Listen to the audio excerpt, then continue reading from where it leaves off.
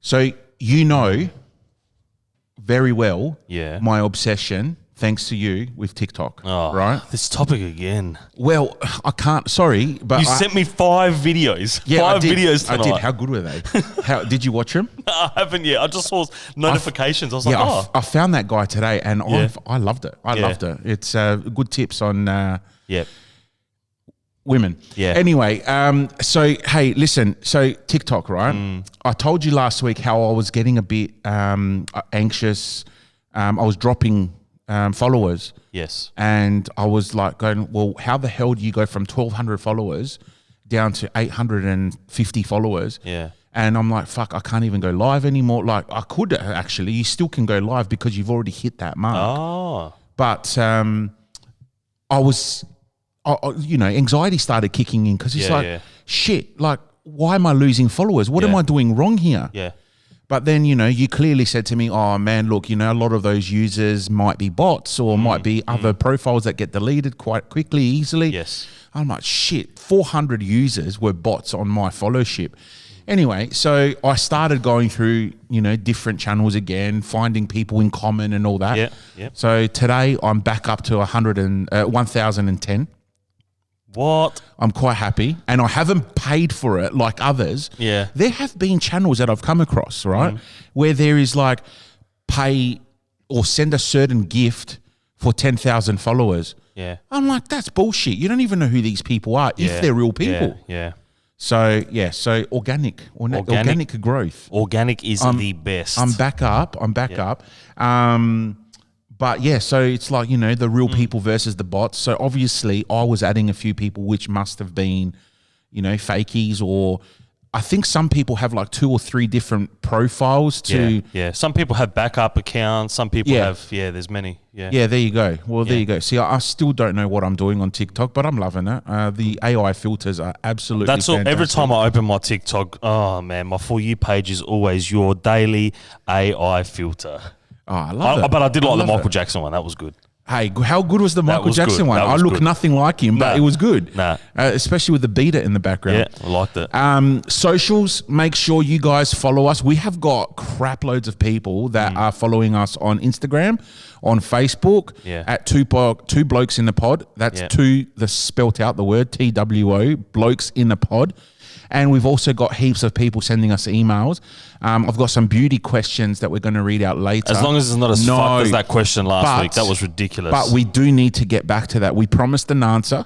We need to get back to that email. Okay. All right. So we will touch on that. Yep. But I do have some really good questions, which I think will hit home hard for us when we talk about it later on. So let's get started. This is Two Blokes in a Pod. Hey, what is that? The podcast where, well, it's a bit of this, a bit of that. I don't understand. Just blokey laughs and blokey chats.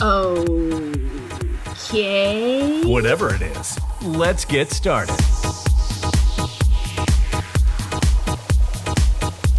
Petros, welcome back for another episode. So excited. You know why I'm really, really excited? I know that you probably want to do this intro, but I'm so excited to have somebody that listens to us join us on this show. This is so cool. Special guest tonight. Stamati is here with us. Now, let's be honest. Stamati is not our biggest fan. His wife is. I was going to say, it's your wife that is. Nah, she actually got me onto you guys. She goes, oh, do you hear the podcast Valandi and Petros are putting together? I'm like, nah. So then started listening to it, and it's good, boy. And you know, when she would have said that to him, he would have instantly gone, what bullshit is Valandi doing now? Like the guy is already shows you guys. But Stamati, welcome to Two Blokes in the Pod. Thanks, I think we're going to have to start renaming this to Blokes in the Pod. Blokes, I think so. But thank you for being here. It's and it's all you. You reached out and said, hey, I'd love to come and have a chat. Join on in. So Petros, Stamati and I coach the under sevens at Comets Football Club. Yep. I've got the black team. Yep. And he's got the blue team. Okay. I think fair to say that my team this far has outdone his team. Yes. This season, let him have it. Let him have it. We've had the 3 losses. This season year. at least. Yeah. This season at least. My team hasn't lost yet. Yeah. We've just had a few losses, but it's all right. And then we've played against them like sort of friendlies. Yeah.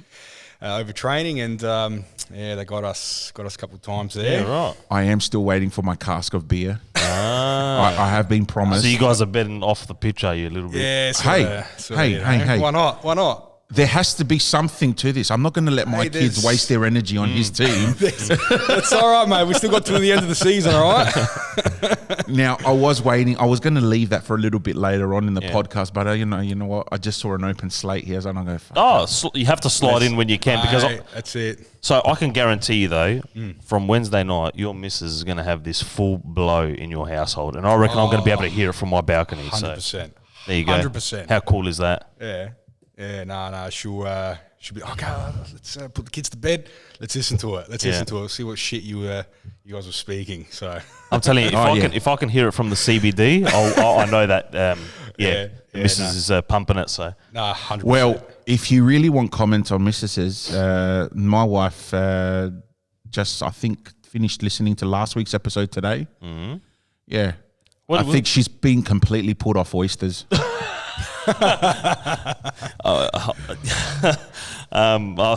had a really bad nightmare actually last week about oysters. So no bullshit. I when I talk about something before I go to bed, I seem to have these nightmares, and I was fighting myself.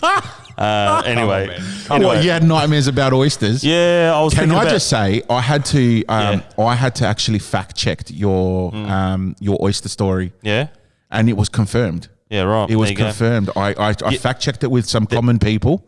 Yeah, and it was confirmed. Look, if you want someone that's going to give you the story of your lifetime, it's just go and speak to my brother. He will just he's still mortified about it, and this is why we don't do oyster dates anymore with each other. So anyway. So I'd love to hear more from Stamati as we progress about the pressures of coaching young kids. Because we share similar thoughts on this, and week in week out we bang on about it. I've just got to sort of take my hat off to teachers, teaching in say like reception year 1, with these 6-7-year-old kids, 8-year-old kids, the sort of sometimes with the short attention span, and then we just sort of get a little glimpse of it with like 5, 6, 7 kids, just trying to relay. Drills, direction, and how we want to go about things. So like probably more. It was more last year. Like they're sort of getting their head around it this year. It was pretty full on. A bit of a wake up call. Man, I wasn't even supposed to coach the Comets last year. So I spoke to Valandi, spoke to another coach that was training at the time, John. And I said, I'm happy to bring Dimitri out, my son. Yeah. And they were in need of one more coach. I'm like, look, I can't do it with work. I'm always working. I can't really commit. And then first training session happened, and I sort of couldn't help myself. I'm like, yeah, boys, just get around it, like because Valandi was sort of leading the sort of the charge there, and I'm like, yeah, just listen to Coach Chris, and he'll let you know what we're doing. And then I'm like, look, man, if you want, I can sort of take the boys, another group on this side. And, and after the training session, Valandi's like, so we're putting you on the books. I'm like, yeah, I think so. Isn't it funny though? Look, I'm involved in the soccer world as well, and I find it fascinating how the minute that you take your kids somewhere and you just want to be a parent that's going to watch this and that, you just get attached so quickly, don't you? And it's because you want to see your kids succeed, and you think 100%. that you can help them do that, and that 100%. Is the most amazing part. So. This is how I got involved. So my son, he was 5 at the time. Yeah. And I took him to join the Adelaide Comets from the beginning of the season with the under 6s, because that was the youngest team they had. So as the year progressed, and my son being younger than that team, because there was a lot of 6-year-olds in there, and there was some of those 5-year-olds as well. I started getting more involved and passionate. Like every time my son would touch the ball on the field, I'd get really excited, going, yeah, come on, that's great, fantastic. Or he'd save a ball or kick a goal or whatever. Yeah. I'd get really excited. So as the year progressed, the then coach, would say, oh, do you mind being the marshal today? Or do you mind doing this? Or I can't make it this Sunday. Do you reckon, you can run the game for me? Yeah. And I'm like, shit, okay, sure, how hard can it be? You get that bit of taste. And and then what happened is at the end of that season, that coach ended up leaving the club. Okay. So I'm like, oh, shit, well, who's going to go up? Now, because James was 5 playing in Sixers, they made him stay back in the Sixers. Yeah. Which is fair. So there was no... Did he play? Like, did he play that first season? In that first season? Yeah. Okay, yep. Yeah, so he had that season up his sleeve. Yep. And then what happened is the year that you brought Dimitri down to the club, there was no coach. And I actually rang the director and I said, hey, listen, who's coaching this year? And he goes, you. That's what do that to you. I'm like, what? Yeah. What do you mean? Yeah. I haven't coached. No, you can do it. We'll support you. You'll be all right. Yeah, you'll be all right. Far out. Yeah. Yeah. Or like, our director, Ella, Levendi, Ella, just leave it to me, all right? All right, come on, leave lad. it to me. Come on, lad. Yeah. Yeah, so Johnny, I know you're probably not going to listen to this, but... Get him onto it, don't worry. I reckon he is. You guys are going to be pumping this through the car park at training. I think so. Yeah. Yeah, bloody oath. But then, so he's like, all right, can you start? And my son's godfather was the head coach of the collegiates team. Yeah. So he's like, oh, I asked him, if you want to do it, come on board. I'm like, so everyone threw you under the bus. So pretty much they got me to do the under 6 training, and that's where I found Stamati when he came that first training session, and I said, well, do you want to give me a hand? So, we formed teams from the few weeks later, because we had a couple of scratchies against other clubs pre-season, so we can, see the capability of the kids. Yeah. Yep. And I was lucky enough to have some kids that had been there from the previous year and stayed back in the Sixers. Yeah. So it worked out really well. And now 2 years on, I'm still there. So no, it's look, it is a good club. Comets, they like Jim Tavares, the Perez. He's been there for his 29th year, I think, going on to his 30th year next year, and it's still like he's the heart and soul.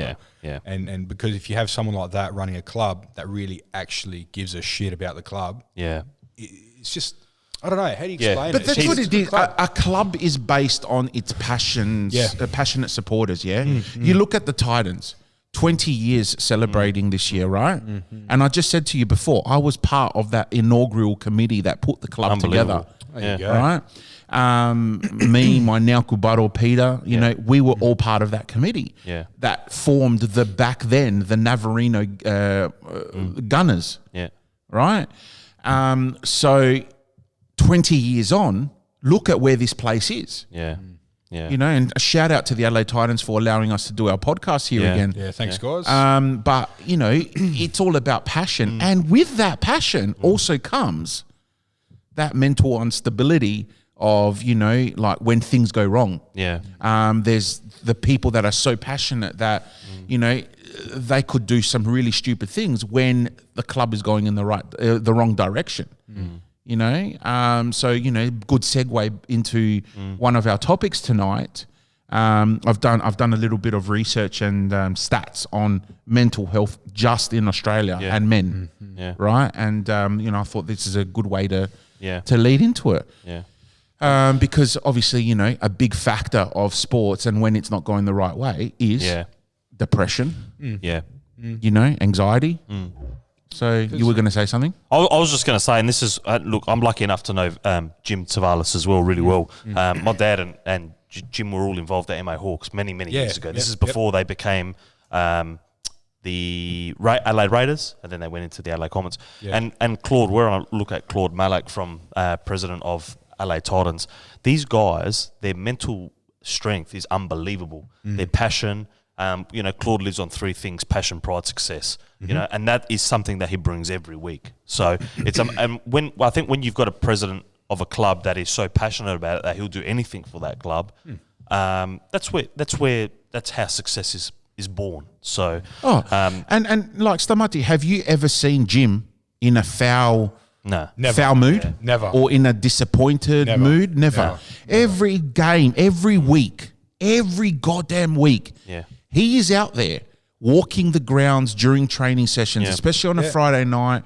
He goes through all the different teams that are training that night, shakes hands with the coaches, watches the kids train. Like, that is a club man. 100%. And I'm pretty sure like he lines them as well. He does all the lines. I'm pretty sure he lines them as well. Wow. Like, Yeah. He's retiring every year, but he keeps getting re-elected. Unbelievable. That's unbelievable. But these are the figures that we see even in the sporting world. The guys that are so passionate about what they do become successful. And I think we're all lucky enough to have these guys to a degree somewhere that we can look at them and look up to them as well. Because we're all, everyone's got kids and everyone's now moving into this world where you say, where am I going to send my son? I want to make sure it's passion, someone that's a club that's successful as well. And what do you normally do? You normally look at who's on top and you say, yep, this guy here. I want to go with that team. Yeah. I love this about him. This is where I want to send. Yeah. So, let's go into it. All right. So I was looking into some stats about mental health with blokes here in Australia, right? Currently, we have over 1.29 million men. 1.29 million men, which equates to about 13.3% of Australian males aged between 16 and 85 that are experiencing affective disorders. So mentally affective disorders, right? On average, that is 1 in 8 men who experience depression and 1 in 5 men who will experience anxiety at parts of their lives. And blokes make up an average of 7 out of every 9 suicides every single day in Australia. Wow. 7 out of 9. Wow. That's mind-blowing. Right?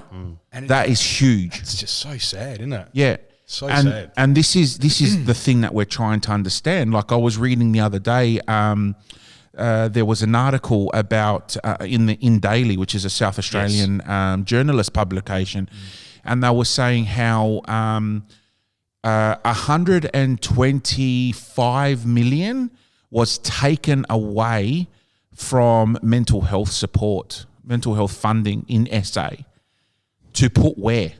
That's just ridiculous, right? Where's it going? Like, this is one section of our society that is not receiving the funding it should, and where are they putting it? Probably the North Adelaide Pools or something. Yeah, probably. But the most prevalent mental health conditions amongst men: depression, anxiety, schizophrenia, PTSD, substance abuse. Now, obviously, substance abuse, that's one thing. But that substance abuse then leads to many other things. But there are people who actually have disorders of depression and anxiety without substance abuse. Obviously, PTSD is, post-traumatic syndrome, and that can be caused from many, many factors. People in the military are more prone to have PTSD, especially if they've been in battle, or something very traumatic in their life that's happened. And give me a couple of what you think symptoms of mental disorders are in men. What do you think symptoms are? Other than the obvious, probably don't want to talk about it. Like, silent. Yep, and I think that reflects in all of our podcasts that we talk about. It's always the fact that men don't talk. Yeah, you're just bottling it up to say strong for, say, your spouse or something like that. Yep, absolutely. So, anger, irritability, aggressiveness, like random aggressiveness. Everyone knows me as Valandi, the chilled out bloke. Yeah. And the second I start raising my voice or getting angry, they know that's not me. Yeah. Yeah. They give you a Snickers? Hey, Do they give you a Snickers? Kit Kat. Oh, Kit Kat. Kit Kat. Snickers, man. Snickers, Yeah. man. Snickers, Let's go. Nah. Well, look, I love my. Hey, actually, talking about Snickers, have you had the butterscotch Snickers? Yes. No. Oh, it's a brand new. It's only been Yes. out for a couple of Is months. Not bad. Holy shit! All right, I'm on tonight. It is All good. right, awesome. So noticeable changes in mood, energy levels, appetite, difficulty sleeping or sleeping too much. Yeah. Right. Difficulty concentrating, feeling restless or always on edge, increased worry or feeling stressed, misuse of alcohol, drugs, or both. Can I say something about sleeping? I had a chat today to a guy who's just unbelievable person in my life, a very good figure. He said to me, "Where do you spend your most time?" And I said to him, "Where?" And he said to me, "In your bed." Right? I said, "What's about the bed that's so important?" And he said to me, "It's actually a safe net."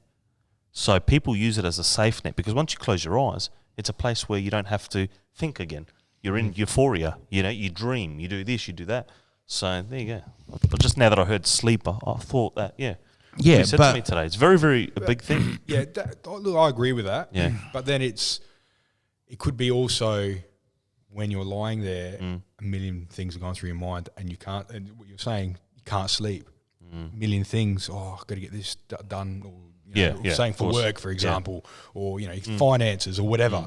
You're just thinking in your head, got to get this done, get that and this and that, chasing this and, it could be that as well. I don't know. I'm just... 100%, 100%. I know that when I'm going through a bad patch, like, the many times that I've explained to you that and to the podcast, there were nights where I could not sleep at all. Yeah. Because I had so much banging on in my head. Yeah. That even closing my eyes, I just felt like that was still happening. Like people were still talking to me. I was, hearing the voices and stuff like that. And that affected my sleep. Yeah. And what happens when you don't sleep? You lose concentration. Yeah. You become a zombie. Complacent. Yeah. Yeah. And I mean, look, I don't know if I've experienced that by sleeping too much. I love my sleep. I often get quite a cranky wife in the morning. Yeah. Get out of bed there. Before and after her coffee. Yeah. She will come into the bedroom going, "Why the fuck are you still in bed? Your kids have been up since 6 o'clock. Yeah. I've been making sandwiches and lunches and you are still in fucking bed." At like 8 o'clock in the morning. 8 o'clock? Jesus. I thought you were going to say like 6:15 or something below. Yeah. I had a sleep on Sunday because we didn't have a game and I slept into about 9. Wow. And I'm like, whoa, Wow. this is a whole new world. Do you remember though being young, like teenage? 12 o'clock? 12 o'clock, man. There were days where I'd sleep like 3 o'clock. My dad would come to me. He's like, "Are you all right?" Or and I'm like, "Yeah, I'm all right." He's like, "Well, why are you sleeping?" Like, just I don't know. I love it, but now I can't sleep. Yeah, but when we were younger and carefree, we had no responsibilities in life, at all. right? Yeah. We would go gaming till like 3, 4 in the morning. Yeah. Then we'd go to sleep. We'd be back up by 8 o'clock, let's say, to get ready for whatever we had that day, work or whatever. And we were fine. Yeah. Now it's like if I go past 10 o'clock to bed and I don't get that suffering. If I don't get that correct amount of sleep, I am fucked the next day. Completely fucked. But I still game till like 4 or 5 o'clock in the morning. Don't worry about it. Yeah. I mean, there are nights where I'll play Diablo till like, 12, 1 o'clock. Yeah. And then I'll go to bed and I'll be up at 6, awake at 6, but doesn't mean I'm out of bed at 6. Yeah. And I'm fucked. I'm fucked. I can't do it, man. Just going through TikTok, huh? No. Adding people, uploading his daily AI. You mean when I'm awake? Yeah. When I wake up in the morning, the first thing I do is I'll TikTok I'll check my TikTok to see if I've got any notifications, any further ads overnight. I found out that if you start randomly commenting on people's live streams, right, people start then tagging your name into shit and they start adding you. Yeah. I'm like, oh, right. So that's how you organically grow, by people adding you over stupid shit. I learned that from him. But look, I mean, here's a question. Why is men's mental health ignored? Is it ignored, or are we just We ignore it. we ignore it? Yeah. I think we ignore it. I don't think that it's ignored. I think because we ignore it, the world doesn't see it as a major concerning factor, Correct. regardless of the statistics that you've just said. I think that if we all said, guys, like, we need to make this public, Yeah. I think people in Parliament, I think the country itself would be like, whoa, we've got a big issue here. Yeah, that's true. You know, I think we just, because we put it off and we give that facade like everything's all right. Okay, well, you're fine. Get on with it then. You know, I don't know. Okay, here's an explanation. Men are more likely to believe people with mental health illness are dangerous. Embarrassment and stigmatization prevent men from seeking help. So embarrassment. So that's Right. sort of like the stock standard, I don't know, wogs, like, oh, what is this person going to think about me exactly. if I open up? Younger men tend to face more stigma about depression and suicide. Say it again, sorry? Younger men tend to face more stigma about depression and suicide. So they're just saying that the younger generation face more pressure Yeah. than the older generation. Because the older generation, I think my age, my generation now is probably that generation which is starting to understand the difficulties of men's mental health and general health. Yeah. But generations before me, and I'm going to take my dad as a perfect example, right? My dad would never seek assistance from a doctor. He would never go to a doctor. My dad was a healthy man, very, very healthy man, right? The one time he goes to a doctor when he's, in his 80s, bang, they tell him he's got incurable cancer and that he only had a couple months to live. But leading up to that, he's the bloke that would never go to the doctor unless he really needed to for, I don't know, a blood test or to do something with his cataracts in his eyes or whatever. Would that have been, I know you're saying cancer, but could that be like a mindset thing too? Like how long could he have had it for? I was just going to say that. How long could he have had the cancer for? Do they know? Well, by the time it was found, it was so spread through his gallbladder and liver. Yeah.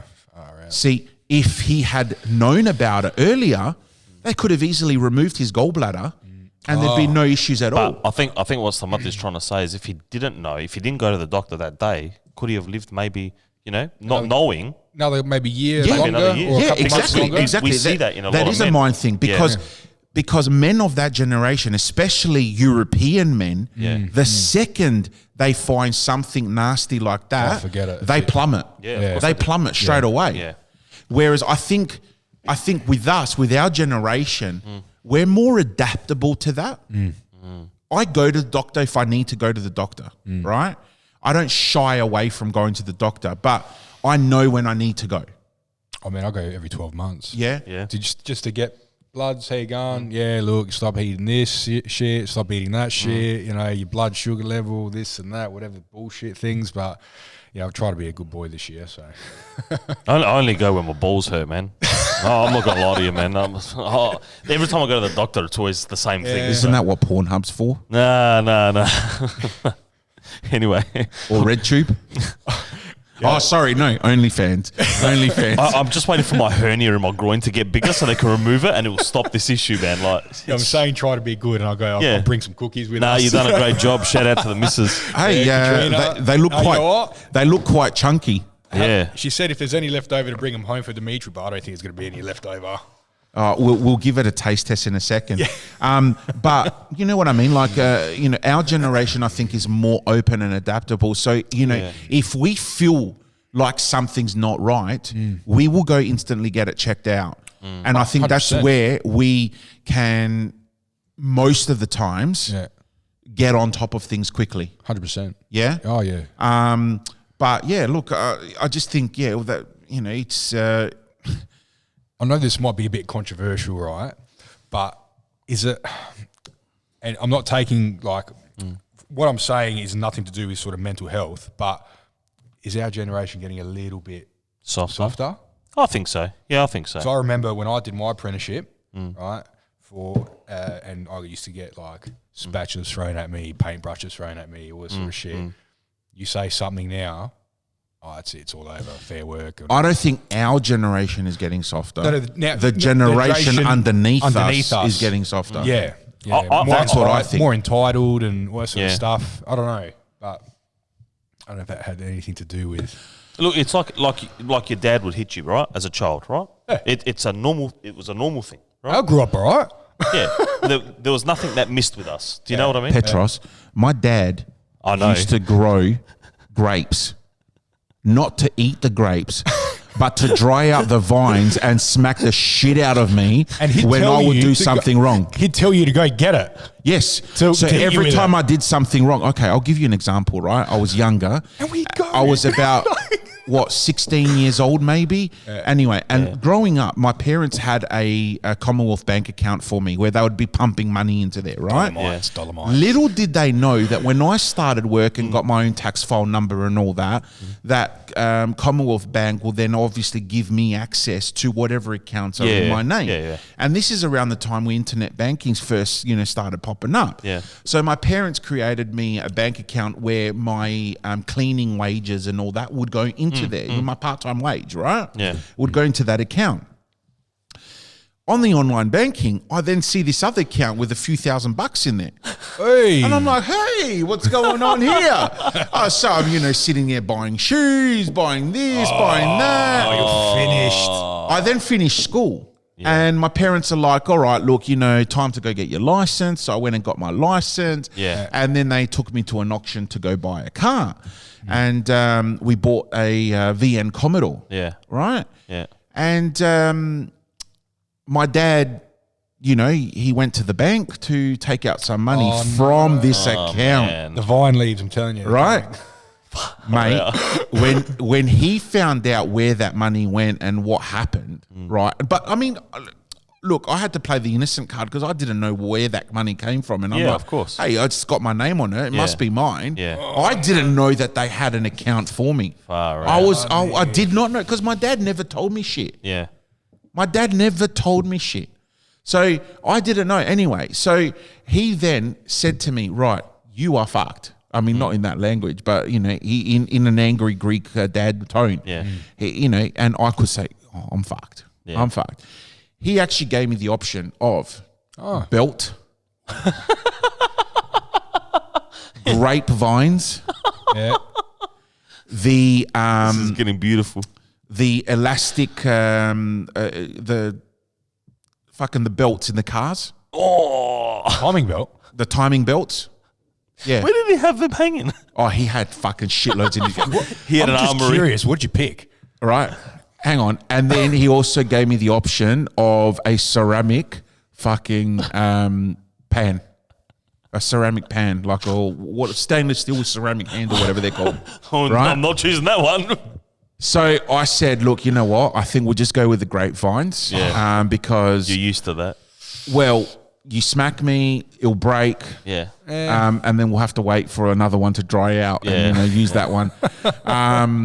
But I outsmarted him, and look, it is what it is. What am I going to do? I can't really do much. Do you know, my dad, I caught up with him a couple of weeks ago for 2 weeks. We got to hang, and I told him about, unfortunately, I can't do an episode of Valandi this week.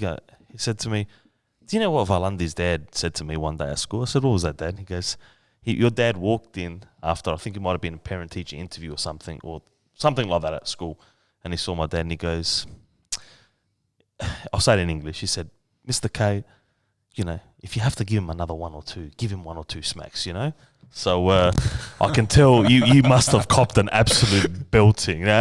Oh, wow. Can we return to that point? Because I know exactly. Before you do it, can I just say it in Greek? Because it was bloody hilarious. He said, the way he said it to me, he goes, he came inside and he said, Kirio Ganagari, ama thelis dostu, mia dio, tria, δεν πειράζει, χτύπα τον. So yeah.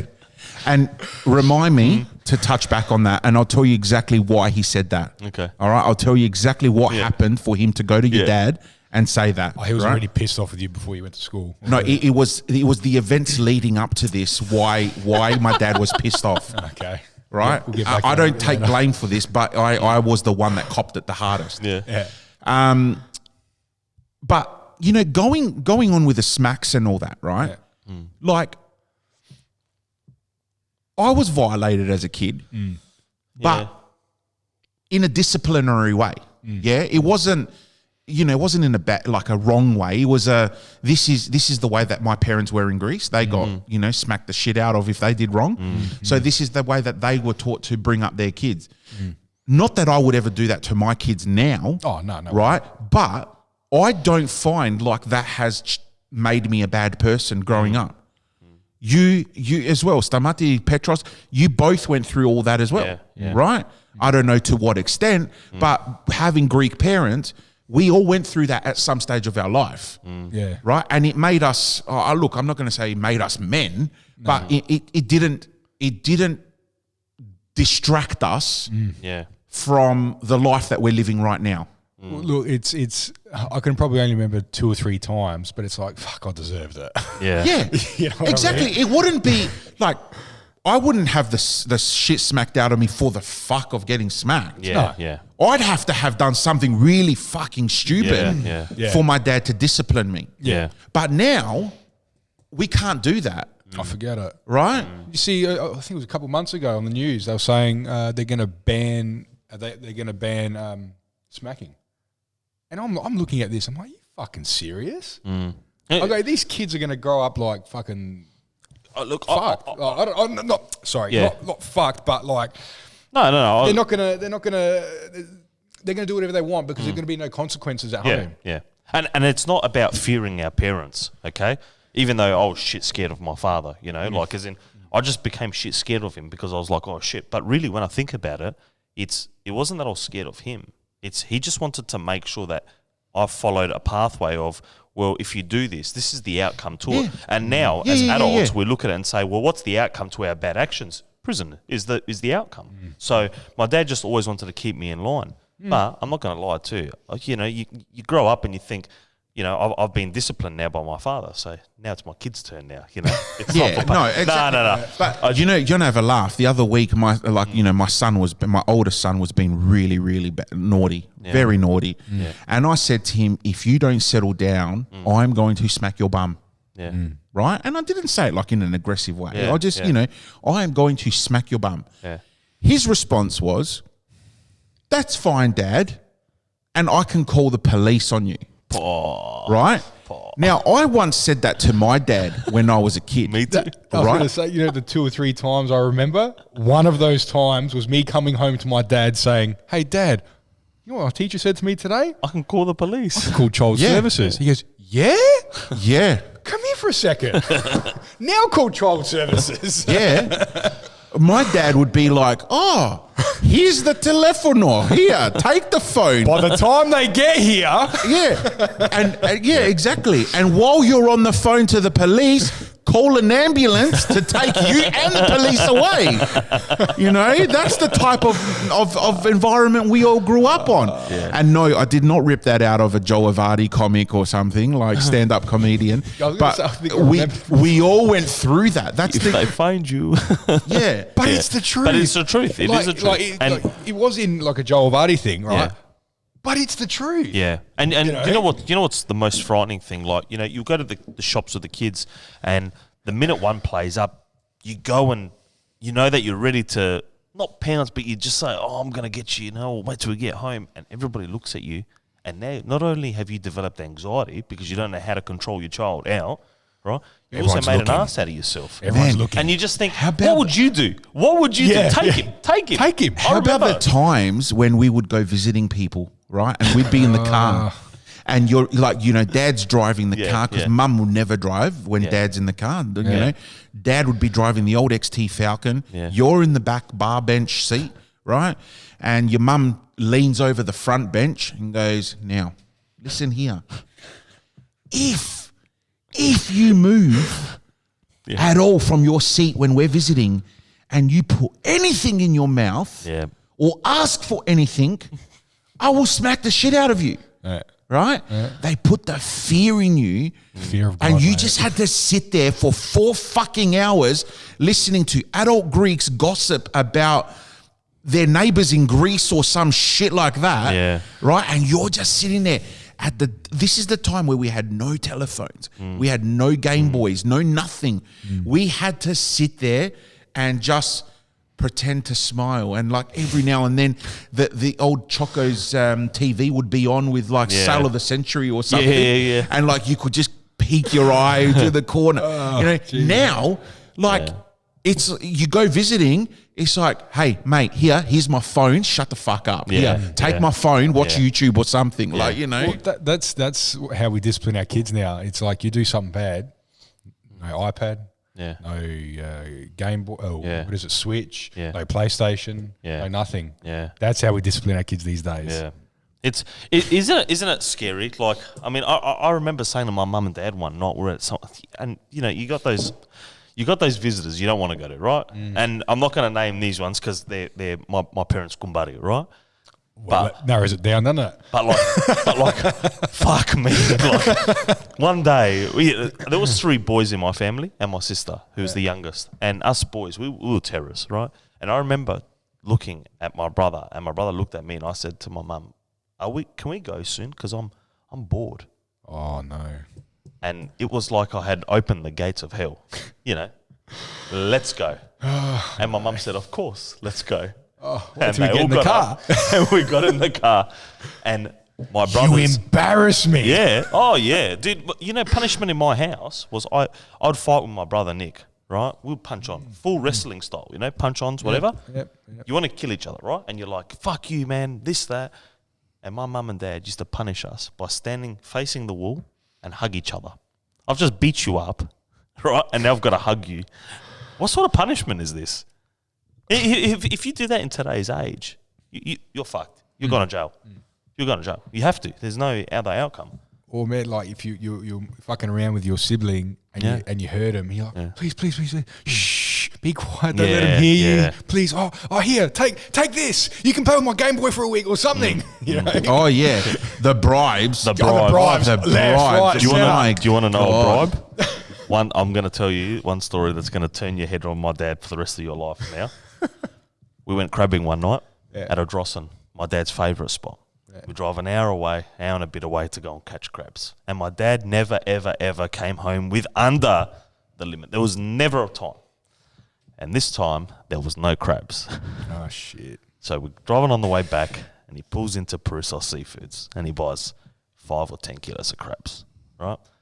And we're in the car just mortified that my dad's just done this, because my dad's given us all the scissors and said, cut off the zip ties. We're like, all right. So you're joking. And we arrive home, and all these people at our house, because my dad's got crabs, apparently, you know. And my brother looks at my dad, and he goes, I can't hold it. And my dad said, I'm going to give you $20, and you're going to shut your fucking mouth. So what did my brother do? Shut his mouth. 2 days go by, and my brother, he's a very, very smart businessman. He goes back to him, and he goes, Dad, I'm going to jolly well burst here. My dad gives him $50 and he says, shut up. I was going to say, was there any negotiating? But he did just it very well, bang, very well. $50. A week goes by and we're at family dinner at my mum's brother-in-law's house. And everyone's there at the table. My brother's like to my dad, I can't hold it. And my dad turns around and he goes to him, I gave you $70. He goes, you're going to need more. Because you're going to need a lot more money if you don't shut your mouth, because I'm going to beat you. And my brother decided to blur at the table. Oh, no. Yeah. And he said, my dad drove into Parissos Seafoods and bought 10 kilos of crabs. And that's what you guys ate last week. And I just saw the great fall of my brother Nick. Oh. Yeah. Shit. Wait, is this Pastor Nick? Yeah, Pastor Nick. Yeah. Oh. My brother has big balls. Big balls, because one day he said to my dad, I'm not eating your food. Has he been introduced to OnlyFans? No, not yet. But he did say to my dad one day, because everyone knows my dad's a great cook. My dad said, eat the food. And my brother said, nah, this food tastes like shit. Right? And my dad turned around and goes, excuse me? He goes, have you tasted shit before, have you? And my brother Nick turns around and says, your food. Mic drop. I'm telling you, in the space of maybe 4 months. Where did he go wrong in life? I had never seen my brother so just battered out of his life. He just copped it. Yeah, he lost every privilege that was under the sun. It was the greatest thing ever. It's Wow. Yeah, he went from the pride, favourite mate. child. He It's a went from man's the pride. He went from the favourite child to the least favourite child in 4 months. Petros was like, yes, all the shit I've done in my life has been forgotten. If I just shut my fucking mouth, it's easy straight from here. Mate, I ate that fucking stir fry that my dad cooked, and I was like, this is the best food I've ever fucking tasted. And my dad actually turned around and he's like, how much do you want? And I was like, nothing. I'm all good. So, Wow. good times. Anyway. Oh God. Hey, back to what we were talking about. Oh yeah. So what is men's mental health stigma, right? They say here that Australian men generally have lower rates of mental health literacy, help-seeking behaviour, and face numerous barriers to help-seeking, such as stigma. In Australia, men account for 75% of deaths by suicide. So that goes back to that, the fact that I said before that 7 out of 9 blokes would, be the ones topping themselves. So there's heaps more information if people want to check out on healthdirect.gov.au, men's mental health, or mensline.org.au. Guys, I highly recommend that if you are suffering from something, whether it be minor depression, anxiety, you need to talk to someone to set yourself straight. Jump on the phone, free number 1300 78 9978, 1300 78 9978. That is the men's helpline.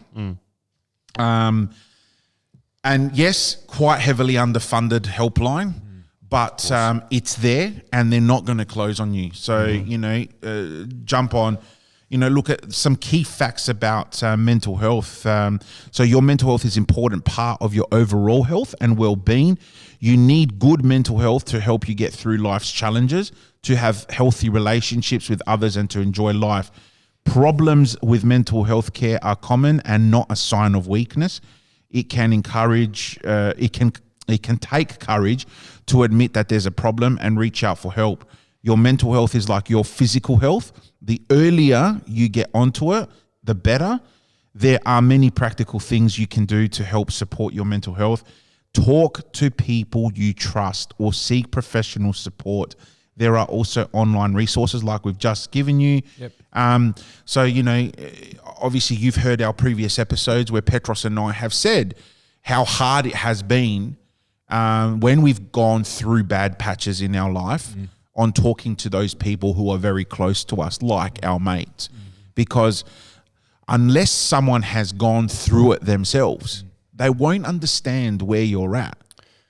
And the advice that they would give you back would be of a sympathetic note when you don't want sympathy. You want advice. You want that criticism to say, right, constructive criticism to give you the right path to walk on. Look, there was I didn't know if I was going to talk about this or not, but back in 2001, we had a stillbirth. All right, me and my wife went right to the end, and something happened during labour, and there was a lot of I don't know how to put it. Like, my wife thought, it might be something that I did or whatever, but it was never. Anyway, it happened. Ended up being during labour, whatever. And it took a while for us not to get it, because you don't ever get over it. You just learn to adapt to something like that's happened. We went and saw a counsellor a couple of times, and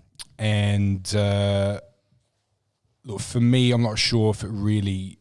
It did help, but it was more my mates. So my mates that I would speak to, and one mate in particular, he was working with me at the time, and there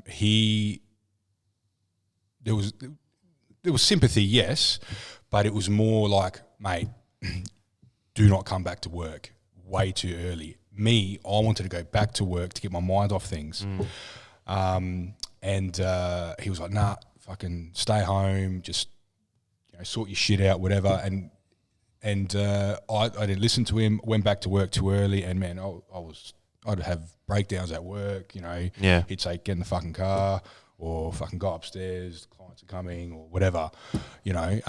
So yeah, I agree with what you're saying.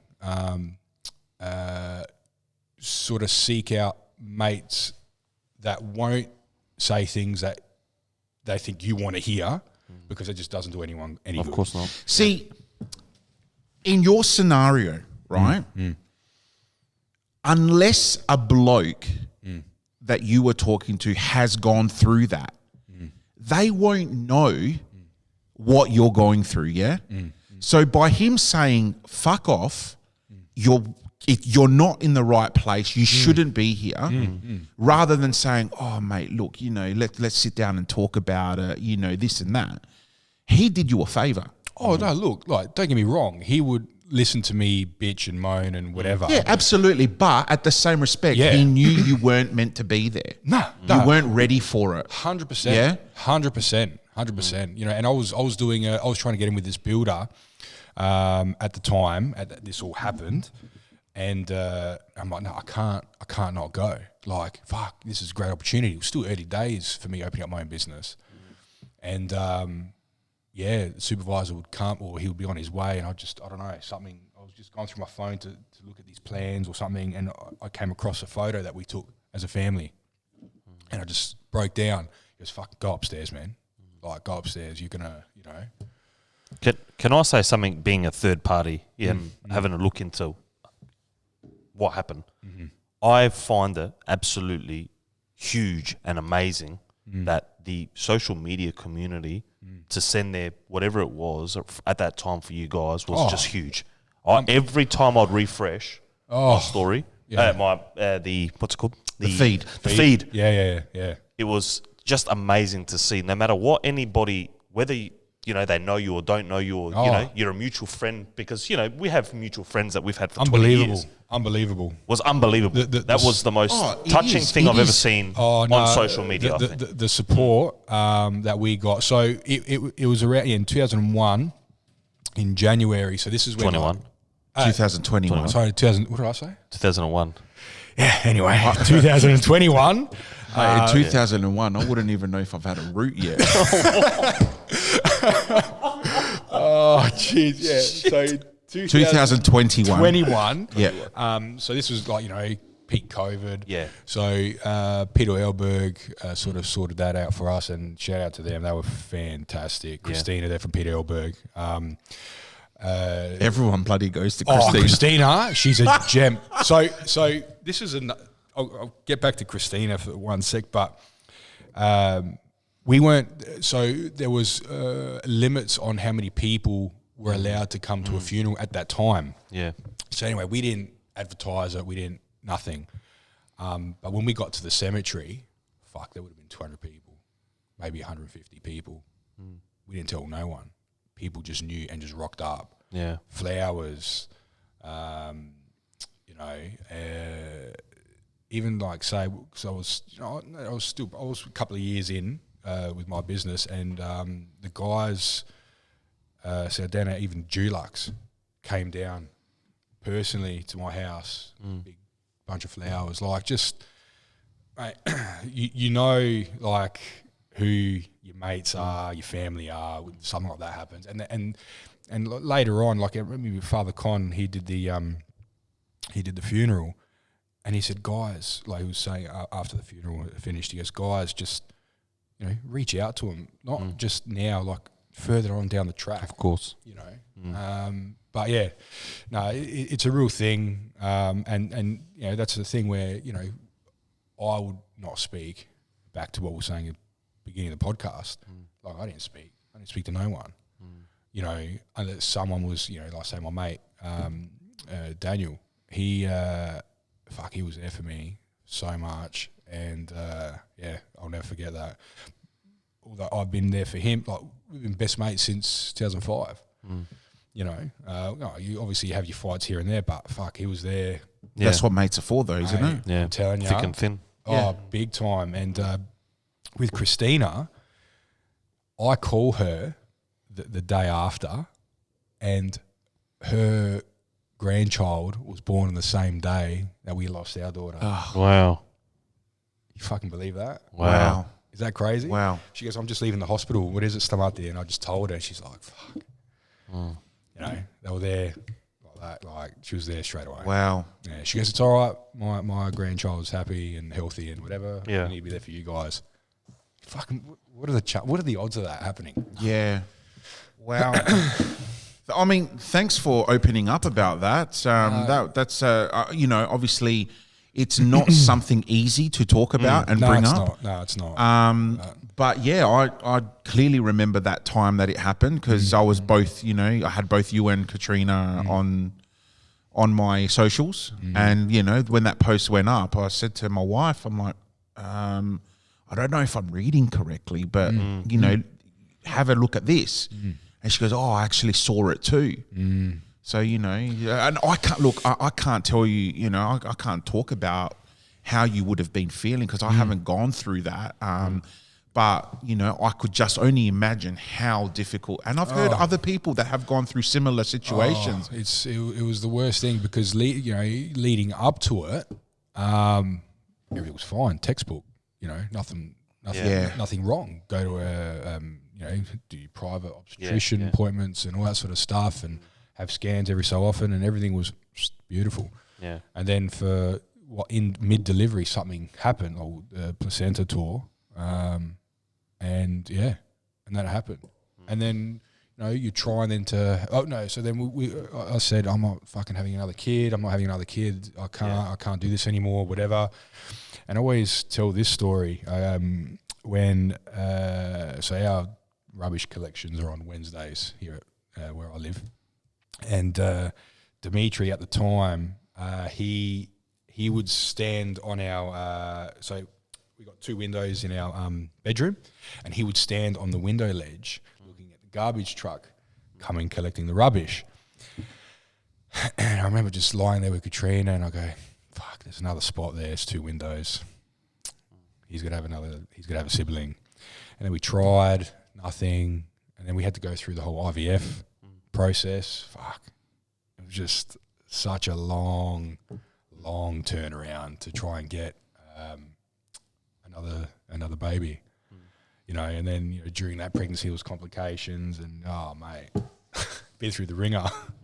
But yeah, like I said, but look what you got now. Yeah. Oh, it's the best. That second child of yours has the best smile. He does. Honestly, like this kid is just amazing. The smile that he makes is just one of a kind. He's such a happy boy. Yeah. He's such a happy. Like, definitely took after his mother that way. 100%.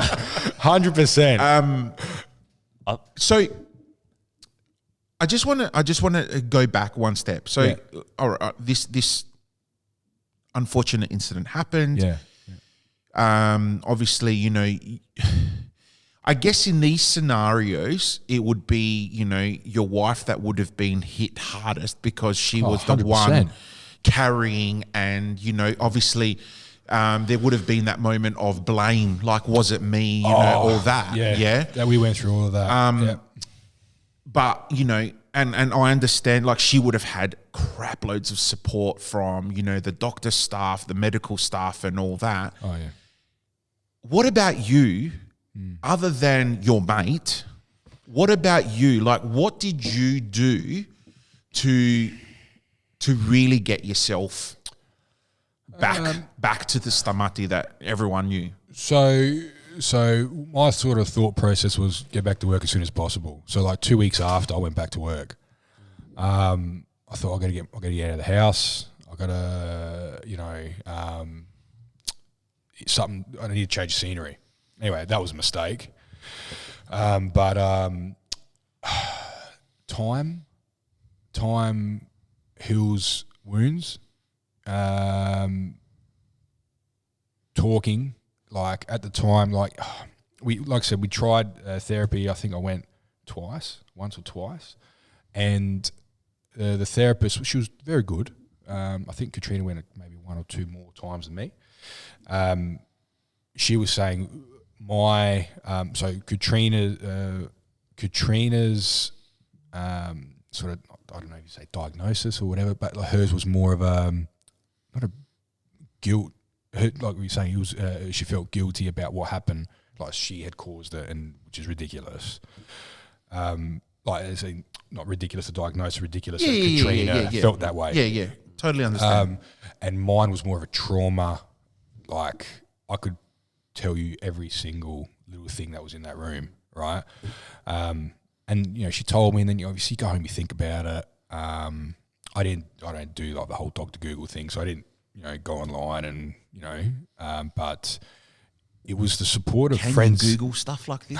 No, I don't know. I didn't want to go down that road. Yeah, that rabbit hole they call it.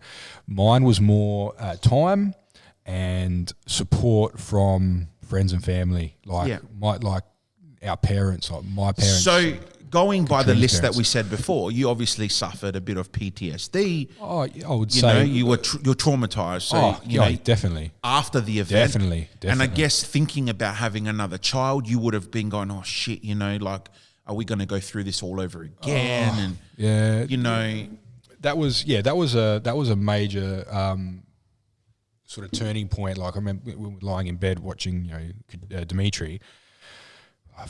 He needs a sibling. Like coming home to him saying, oh, where's my sister? Where's my sister from the hospital? Yeah. That I couldn't even speak. I just went in my room and just bawled my eyes out. I couldn't even tell him, so that it was more, we wanted it, but it was more for, speaking for myself, I don't know, Katrina might say, but giving him something. So I feel like he got ripped off. Like even as we were trying, I would say to Dimitri, do you want a brother or a sister? This is after this has happened and we're trying again for a third. And he's like, I'll take anything at this point. What fucking 4-year-old says that? At the time he was 4. Yeah. What 4-year-old says that? So it was more like... because they're at that age, at 4 years old, they're at that age where, they want that companionship. 100%. They want that person to boss around, to, be mates with for life, yeah? They understand that. Yes. Yes.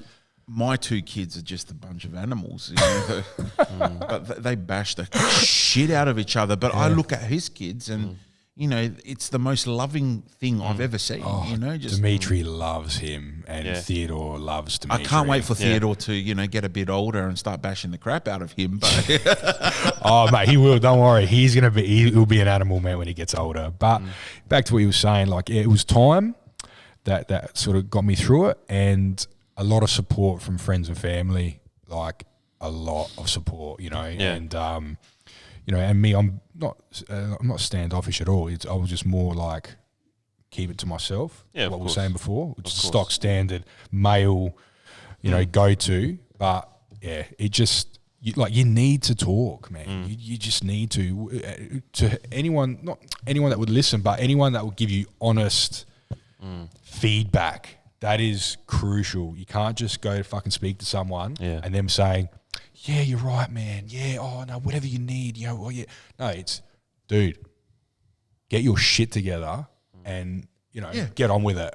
And another story that, or another thing that you've said tonight, which really relates to the way that I coped with death and all that in my family was don't rush yourself back into things. No. Like I went back to work literally the Monday after burying my father, which was on a Friday.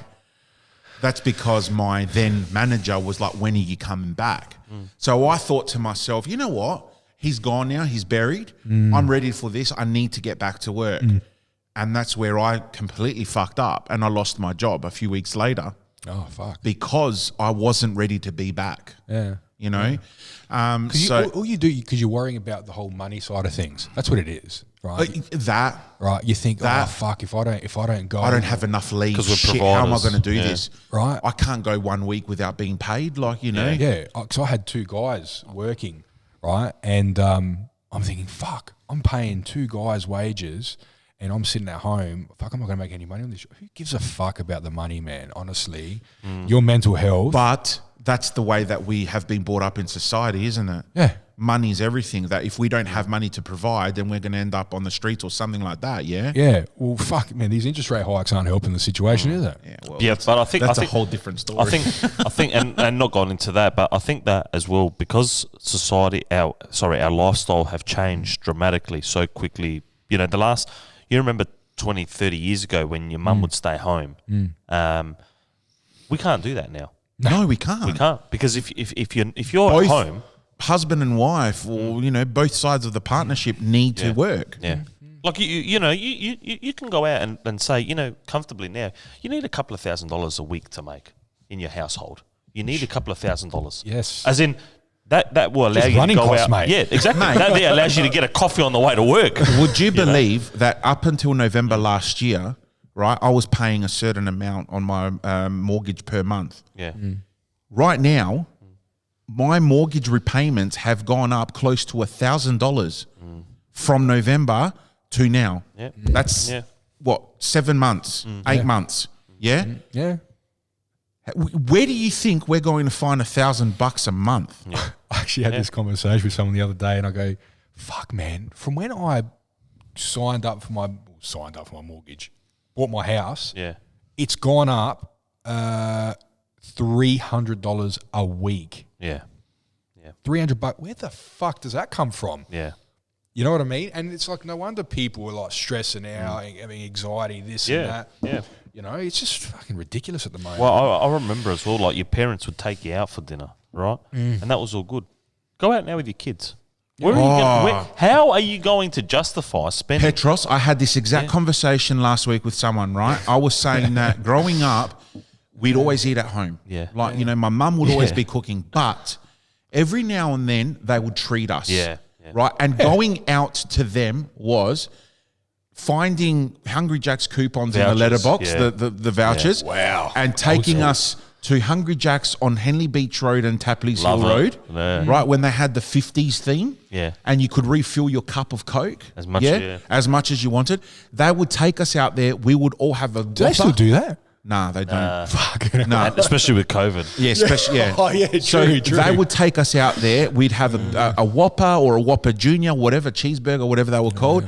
And that was our treat meal. Now, I take my kids to, look, I always treat my kids once a week. They can get fast food or Macca's or we'll go to a bakery and get a sausage roll or something, right? That's a once a week thing, yeah? You nearly had $100, man, at fucking Macca's. I'm not shitting you. $60. That's ridiculous. $60 for nuggets, Happy Meals, something for me to eat, something for my wife to eat. Yeah. 60 goddamn bucks. Yeah. Right? For plastic food. Or we'll go gonna to get the hungry. local pub, get 2 kids meals, Yeah. and then I'll get myself my snitty or whatever, burger or whatever. Yeah. $100 later, man, and that's including a couple of soft drinks. No beer, just a couple of soft drinks. Yeah. 100 fucking goddamn bucks. That's a lot of money. It's like, come on, man. So you do that once a week. There's $100 to $150, let's say, right? On top of the $200-300 a week, your mortgage has gone up. Yep. So mortgage has gone up $200-300 a week, right? Then you've got groceries that have gone up. How many? Fruit, veg, Origin. electricity, everything. Petrol, $2.10. Like it's ridiculous. And look, end of the day, I'm going to say that in my family, we're blessed. We both work. Yes. I have my side income as well. Yep. Right? We're both blessed to have that. Right? You both you and your wife work. You've got that income. Same. Yeah? Yeah. Yep. So we're blessed to have that. But there are people out there that are struggling and are doing it tough. These are the people that are not being looked after. People, just week by week, some people week by week on their just waiting for their paycheck to come in, man. Talk about not well looked after. Health insurance, another cost. Oh my God. If we don't have health insurance, then we get slugged at tax time. Yeah. So But you're how paying much- it either way. How much do you think we're paying health insurance? Me, How much are you paying? like $100 a week. Yep. Yep, we're paying just under $500 a month. Yeah, it's crazy. right? Crazy. And that is on discounted rate. Yeah, on discounted rate. Yeah. You know, it is, and then you think about it. You go to a private, and you know, I copped this last year. Around this time last year, I went to a private hospital instead of a public because I couldn't wait in the public line. Still pay your excess. So I went to the public hospital. I had to pay $550 just to go through emergency. This is in private. Right, in private. Yeah. $550 just to go through emergency. Fucking Another $500 to be admitted into a room. Then I had to pay for my medications and for the scans that I did while I was in hospital. Wait, so you paid your excess to get into the hospital? Yeah. 500 or 550. Then you had to pay for a room. No. That's not emergency department is not covered by health insurance. So you have to pay. You have to pay unless you're taken there by ambulance. If you rock up to emergency, then you have to pay to walk through that door. Mate, really? if I have to go to a fucking private hospital, emergencies, ambulance picking him up from my fucking house, mate. Everyone says to me, you know, why do you go to the public hospital? Because at least I don't have to pay an excess amount of money just to be looked at by a doctor. That's ridiculous. Yeah, that's ridiculous. Because I'm with Medibank Private, and I've never. You rock up to the hospital, you don't have to pay. But I'm on the top cover. Like, it doesn't matter. They've changed the rules now. Yeah. Really? Yeah. They've changed the rules. Shit. So we were on Bupa at the when we first got married. Oh, well, we still are. But I was on the top cover because I had laser eye surgery done. Yep. So back then, you only had to wait 12 months. Yeah. On top cover. Yeah. And they'll pay 100% of your surgery. And then when Dimitri came along, we're like, oh, you know what? Fuck it. We'll keep the top cover until Dimitri's born.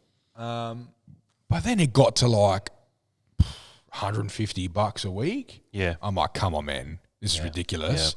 Yeah. And you have all these covers, and when you go have a baby, you still pay the obstetrician. 100%. You still pay and then they, when you leave the hospital, the pediatrician sends their fucking $1,000 bill. Yeah. Oh yeah, you're absolutely. Like, oh, I wasn't expecting this. Absolutely. You want anaesthetic? No, she's not getting anaesthetic. No, don't worry about it. We're saving our money here. Go El Natural, mate. That's it, darling. You're going to struggle in pain. Too bad, too sad. I'm not paying $500. Had to pay the anaesthetist. Had to pay the bloody. Oh my god. Oh, all that. But at least we gave birth at Calvary, North Adelaide. Yep. And at least the bloody meals for the husband was good. Like, you know, I got to sit on the couch and have a nice hot meal, watch the NBA on my iPad. Yeah, lucky you. Shout out to Ashford Hospital, mate. Their food was fantastic, but your bed for the husband is shit house. This is Two Blokes in a Pod. Hey, what is that? The podcast where, well, it's a bit of this, a bit of that. I don't understand. Just blokey laughs and blokey chats. Okay. Whatever it is, let's get started. I'll just say one thing. I don't like to talk too much about my family on air. But I will share one story. When number 2 came along, it was the 5-day snap lockdown of South Australia. The first day. Woodville Pizza Bar? No. Yep. Yeah. But they lock us down for the first time ever that we had mass restriction, yeah? Yeah. It was awesome, man. I went into the Women's and Children's Hospital. My daughter came. The first thing I did was I went on my phone and I Uber Eats'd from Burger Bar. Oh, the best. Hey? The best. And when they rocked up to the hospital, all the nursing staff's like, you can't do this. You keep going in and out. And I said to them, listen here. I said, your food. I didn't even get fed. Right? I'm going to eat my food now. Piss off, you know? Yeah. I was very, very angry at this time because nobody could visit us. It was a really shit time. I think because when you're in those scenarios, you want a happy time, not a shit time. Oh, absolutely. You know? Oh, yeah. Absolutely. And I said to her, listen, you know, feed me? No worries. I'll get my Uber. I was getting Uber every single day. But yeah, anyway, that was the women. You know, you're lucky. Do you know what I had to go through when my wife gave birth? The first time she gave birth, and I said we were at North Adelaide Calvary. Yeah. She pops out the kid, and you know what she says to me? Can you go to Welland Sushi Train and get me some sushi? I had to. Now, who am I to say no? No, you've just given birth to my first child. It's a boy. Yeah. No, am I going to say no? Okay, honey, no problems. So I had to jump. I put my shorts back on, jump in the car. Yeah. At fuck knows what time of the day this was. Yeah. Go to Welland. Yeah. Get the sushi. Yeah. And come back. Wow, mate. Well, I'll leave you one story about the women's and kids. They've been fantastic. My son has febrile convulsions all the time. He's had many. Anyway, and they're very, very good with my son. My son loves going there. Cheese sandwiches, orange juice. That's the kicker for him. When he was born there, it was the first time that a child was born in my family from my generation. And we were bringing in the nursing staff said to us, listen, we don't mean to be rude, but, it's a public hospital. There's other people that want their visitors in their rooms too. You guys are making absolute ruckus of this place. Oh. So guess what we did? Open the doors. Families all on the balcony at the top of the Women's and Children's Hospital. Gets better. Close the blinds. The nurse comes over, close the blinds. Now, I'm not going to lie to you. There had to be very, very, very close to over 100 people there on the balcony. It was jam-packed. Okay? Wow. Jam-packed. And the nurse comes in, she goes, a clean, quiet room. This is my son we're talking about. This is the firstborn, I said, yeah. I said, we listened to your instruction. Thank you so much. Anyway, she pisses off. They'll come and back I go to open the blind and she comes back and she goes, and she looks and I was like, I was just going to open the blind. No, I can do that. She goes and she opens the blind. Sees all these. Now, don't worry about the wogs that are standing on the balcony, right? My grandfather is chuffing a cigar on the balcony. No. And she goes, what is he doing? What do you think he's doing, mate? What does it look like he's doing? I said, and the rest of the family that are doing the same thing, they're all smoking a cigar. Is there an issue to this? Because that is almost like a tradition, isn't it? Yeah, you go Crack downstairs, a cigar open, you grab mate. a cigar, everybody's on it, Yes, 100%. So that was the Women's and Children's Grandfather story. port and a cigar. Yeah, 100%, mate. See, it is a thing. Yeah. Anyway, and she said Mate, to I me, had a box of cigars at the Calvary. yeah, this is what I had a Yeah. box Yeah. of Cuban cigars. Yeah, Yep. I hear you. Yep. Right? No, I hear where you come from. Yeah. And the firstborn, like Dimitri at the Ashford, we had. So I don't know. Have any of you guys been into the room of the Ashford hospitals, like visiting other people? Yeah. That? Yeah. Okay, so they're not overly massive. Man, I reckon we had like 50, 60 people at one point in the room. Katrine had just had a cesarean. She's sitting there.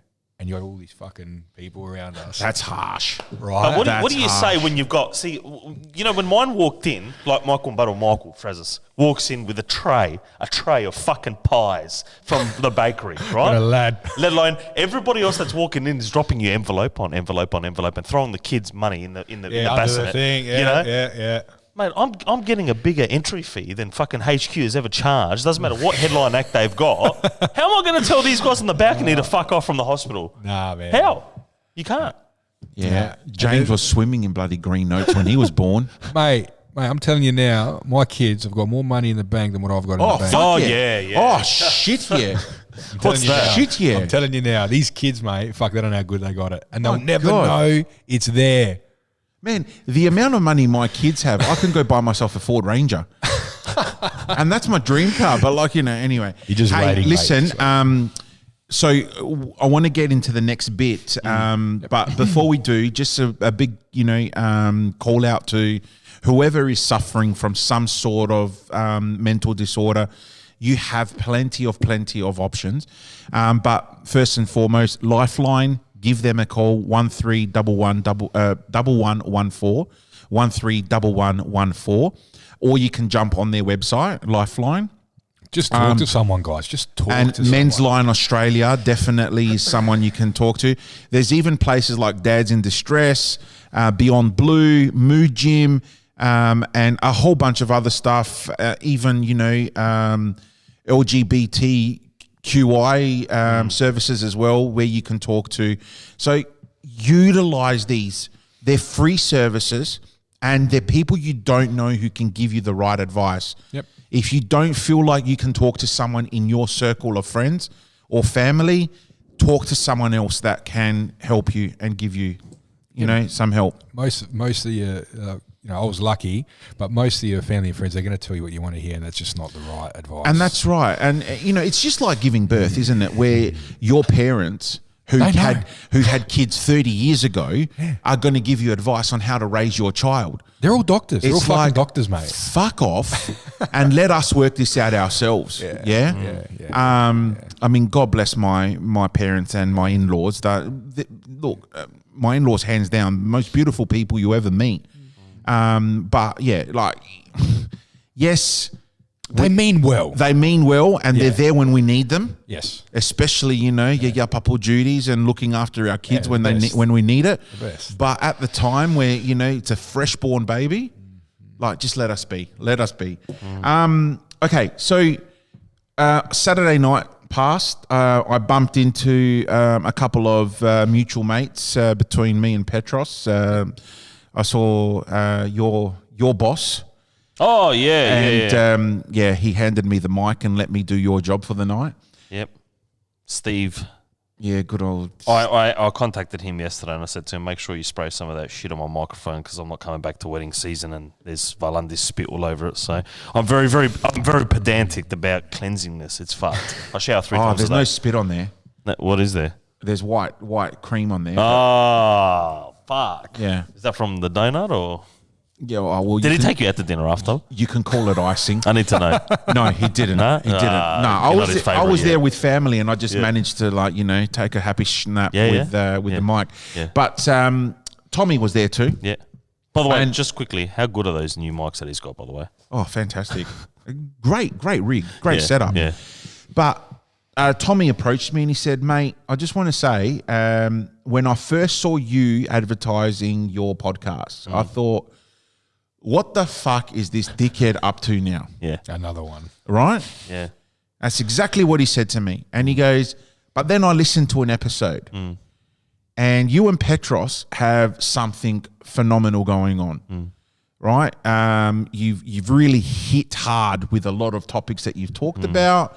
And, I commend you guys for it. So shout out to Tommy for the honest feedback. Shout out to Uncle Tom. And he's also given us a question to ask tonight and have a discussion, which I thought, you know what, perfect opportunity to bring up something that we've just talked about as well, work-life balance, right? Yep. Now, you look like you're going to tell me something that he's been asking me for a long time. What's he been asking you? When am I going to mow his fucking lawns? No, that wasn't a question. Okay. But when are you going to fucking mow his lawns? Nah, Tom. Because knowing Tom, he lives in fucking Dingo Whoop Whoop. I know. And his yard would probably be massive. It would probably be a 1 week job. I can't work it out. Like I had pretty luscious lawn. We are talking about green lawn, not lawns downstairs lawns. No. Oh, no way. I wouldn't go near his. That song, Welcome to the Jungle? I reckon that's what he's like. Yeah, right.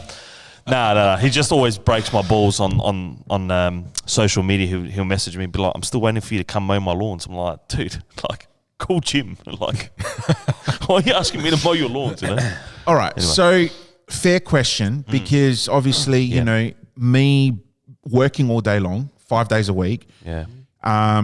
Also running a business on the side where, entertainment business. Yeah. And then also having commitments such as soccer. 2 nights a week and a Sunday morning, plus, time to do this and, sometimes doing the radio and all that. Yeah. Where do I find that balance? How do I work out my time between work and personal commitments to family? It's right? I think you're in the same boat. Stamati, you'd be in the same boat. I was listening to Tom's wife on the weekend talking about how he's always booked out and he's always got gigs on and stuff like that. I mean, I've given myself I've put myself in this position where I've said, right, you know what? Yes, I can be booked out every weekend if I really wanted to, but I've said no, full stop. I'm not going to book myself out every weekend because one, I need to be there for my kids and at least have a Saturday night with my wife every now and then. But also it gives me that energy for a Sunday morning, especially during soccer season, to be up fresh on a Sunday morning and go spend it with the boys at the soccer and all that. So it is hard because mentally it's draining. It drains me a lot. The fact, especially the gigs where I have to leave home at, say, 2:00 in the afternoon to go set up. Then the gig doesn't start till 6. Yeah. The gig then finishes at, say, 12, 1 o'clock. Yeah. You pack up. By the time I pack up, there's another hour. Yeah. And then I'm not home before 3 o'clock. And sometimes I might want to go out and grab a bite somewhere, so it will take a little bit more time. I know you go to Da Vinci's and, fuck knows what time you get home. I manifest every single organ in my body on Saturday nights. I'm not going to lie to you. And I don't even drink alcohol, so. But you know what I mean? Like, it's hard. Yeah. Because I'm away. And prior to me leaving, there's an hour of me packing the car. Then I have to also... It's just a lot of fucking around, man. Let's say, 1 to 2 hours of preparing my music for the wedding, because I don't have any other time during the week to get my shit ready. Like your Saturday, like say probably midday, you're getting your shit ready, and then Saturday night comes, and then your early hours Saturday or Sunday morning, you're getting home. We can be talking about 16 straight hours away from home. Fuck, man. Yeah. Yeah, that's a lot. Especially on a Saturday night too. And that's not if you've gone, like, you do a gig up, in the country or Renmark or something like that, and you've got 6 hours of travel both sides. Would you stay up there? If you go too far away, would you stay up there? Oh, fucking oath. Really? There is no way I would drive back after a gig. Look, I'm not going to lie to you. There's nothing actually better than George Manzouris in the bag banging on that fucking drum, right, to keep you awake, because all I can see is kangaroos on the road at 4 or 5 o'clock in the morning. It's pretty cool. Oh, no, I would... Okay, maybe different if you were with other people in the car. Yeah. But by yourself... But on my own, I'd see if I've got a gig. I've got 3 gigs coming up in Renmark later this year. Oh, you're staying up there, mate. But earlier in the year, I had one too. And this is my schedule for a Renmark gig would be, I get up in the morning, I load the car, say about 8 o'clock. Yeah. I'm on the road by 10. Yeah. So I'm in Renmark by 1. Yeah. Right? If I don't stop, that is. Yeah. If I go all the way through, I'm in Renmark by 1. Yeah. And then from there, I'll do my whatever I need to do, and I'll go back to the hotel, and I'll leave next morning. Yeah, I can't drive back after that. I see. Then do you allow for that? Like, do you say with your pricing? Of course. You've got to say, look, I'm not driving back. Yeah. No, and they understand that. There's always going to be a travel and accommodation fee when it comes to anything above 50 kilometers out of the metro area. Let's be honest, they're all fucking loaded down there anyway. Look, you know what it is. They've got farms, wineries, something. It is, there are long days. That's the issue. Yeah. And you do spend a lot of time away. And I think, and then we're all involved in a soccer club as well. Yeah. And then we say, well, you know what, we're going to do Two Blokes in a Pod, and I'm going to do the footy show. And there's so much. And you miss out on things too, because we sacrifice. You overcommit yourself. You do, you do. And then, but this is one thing that I'm trying to understand within myself. Do I keep myself busy because that's how I've always been, or do I keep myself busy because that's my avenue out from the other stresses in life? You know what it is? I enjoy doing this podcast, and to me, it's a once a week thing where I get to come here, talk shit, and talk real stuff, right? Yeah. I get to be myself on this podcast. Yeah. I get to express myself with the real me. Yeah. And I don't care who's out there listening. They're going to listen to what I'm talking about and what you're talking about and what Stamad is talking about. That's right. But I don't purposely do things to stay away from home. No, but you've been doing it for so long, you just think it's fucking normal. Yeah, it is. That's exactly right. That's exactly right. You just think you don't know anything else. You just go. I think it goes back to your parent. Yeah. Does it all change? Does it all change when you have kids in your life? Because prior to having kids, right, I wouldn't be having these conversations with my wife about me not being home all the time. No. Right? Because she knew, she married into my life. She knew that I work during the day and then I commit myself to my business and DJing on the weekends. No, if anything, you probably work harder because you got kids. Yeah, I do. Because you want to give them a good life. Yeah. But then it's, fuck, I work too much. I don't see my kids. But what do? You want to work more to provide a better life for them, but then at the same time, you're not around. But what about these guys that are, for example, I use a top job straight out, being a doctor, right? In emergency, right? You study 8 years, for example, 7 years, whatever it is, and then you end up being an emergency doctor until you further your studies. So now you're doing on-call work where you're working 12, 14-hour shifts, What about these guys here that have these families, these young families? I mean, they're making that sacrifice. All right, no worries. By 45, they tone it down big time because they specialise in something, right? But what about the time that they miss with their kids too? We're all in the same boat. Regardless of what we do, it's because I believe that our parents have said, you will work fucking hard, regardless of what it is. You will fucking do the word, and this is my favourite word, fucking sacrifice. The sacrifice in life means to fucking sacrifice. It's not just saying, yeah, I sacrifice not eating McDonald's today so my kids can get new shoes. Sacrifice is, I'm not going to see this here or this milestone or this achievement. As much as you want to, it's called fucking sacrifice. I'm not saying here tonight we sacrifice, time away from, families. That's inevitable. That's always what we're going to do. But when you're working, you're sacrificing because you have no choice. Because you've been embedded by your fucking parents. I mean, we could be on the welfare and we'd probably make the same fucking money, right? If we play the system. After taxes. If we play the system. Yeah, because, concessions. I don't know about you guys, being but on the dole, you don't return. get taxed, right? I got my tax return and I've got to pay these guys. Why the fuck am I paying money? I can't work this out. And all I've done is said at work, yep, I'll do an extra shift. Yep, I'll do that extra shift. I'll go here because you think, fuck it, man. That extra $80 after fucking getting taxed $400 is still $80 to give to, whether it's your family, whether it's your household, whether it's your hobby, whatever it is. You do it because you sacrifice it. So I think that... But you're right. That's something that has been installed in our life, in our brains from the very young age because, you're right. When we were younger... You said it spot on before. Our mums were the ones that were always home doing the cooking and the cleaning, and our dads were the ones that were out there. And now, just the basic Monday, Friday job between husband and wife, both being at work, is not enough. No. Right? So we work that extra little bit where I can go and work a few hours on a Saturday DJing and all that, and I'd be able to, instead of buying my kid...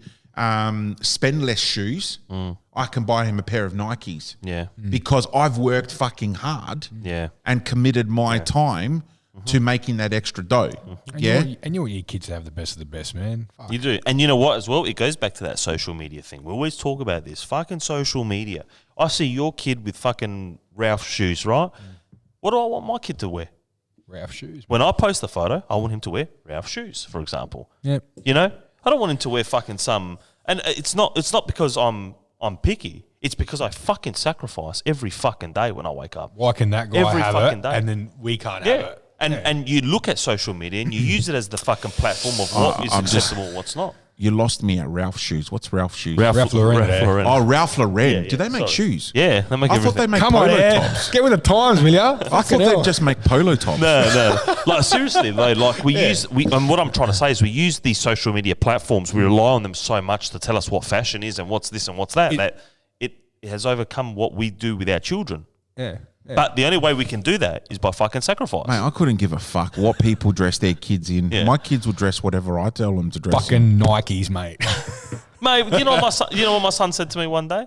I said to him, come put this top on. He said, I'm not wearing that. I said, why? He goes, I'm going to wear my Ralph top. I said, are you fucking joking me? How the fuck does this guy, this is what's going through my mind. How the fuck does this kid know now what he wants to wear? He's 3 years old. How? Right? And I went to put on a Tommy top on him. Nah, I'm not wearing that. I'm wearing Ralph only today. I said, okay. So, you know what? Have a laugh. So last week, the wife took the kids out to buy new shoes. She goes, I've found these really, really awesome New Balance lows. The Air Force Ones. Yes, right. Killer. But the New Balance version, right? Okay. They look amazing, blue and white, right? Yeah. And I said to her, all right, take the kids to go try them, right? And she showed it to James, and he goes, "No, I want Nikes." Just show him the N on it. It's Nikes. And I'm like, hang on, what do you mean you want Nikes? How do you know what Nikes are? Yeah. Right? And these are just casual shoes, not like to wear to school. These are just, going out casual shoes. Yeah. But then he put his foot in the New Balance and he loved them. Absolutely loved them. Coming back, New Balance. They are. They're beautiful. I'll show you a photo later. They're sexy shoes. But yeah, so work-life balance, right? Mm-hmm. I think I've got myself in a position where, I can balance out, right? I'm at home most nights other than, when we do recording. Yeah. And when we do recording, what time do I say, oh, I can't do it till after 8 o'clock? Yeah. Why? Yeah. Because my kid is in bed by then. Pardon me, by that stage. Sure. Yep. So I can then jump in my car and we can go do recording. Yeah. Yeah? Mm-hmm. Yeah.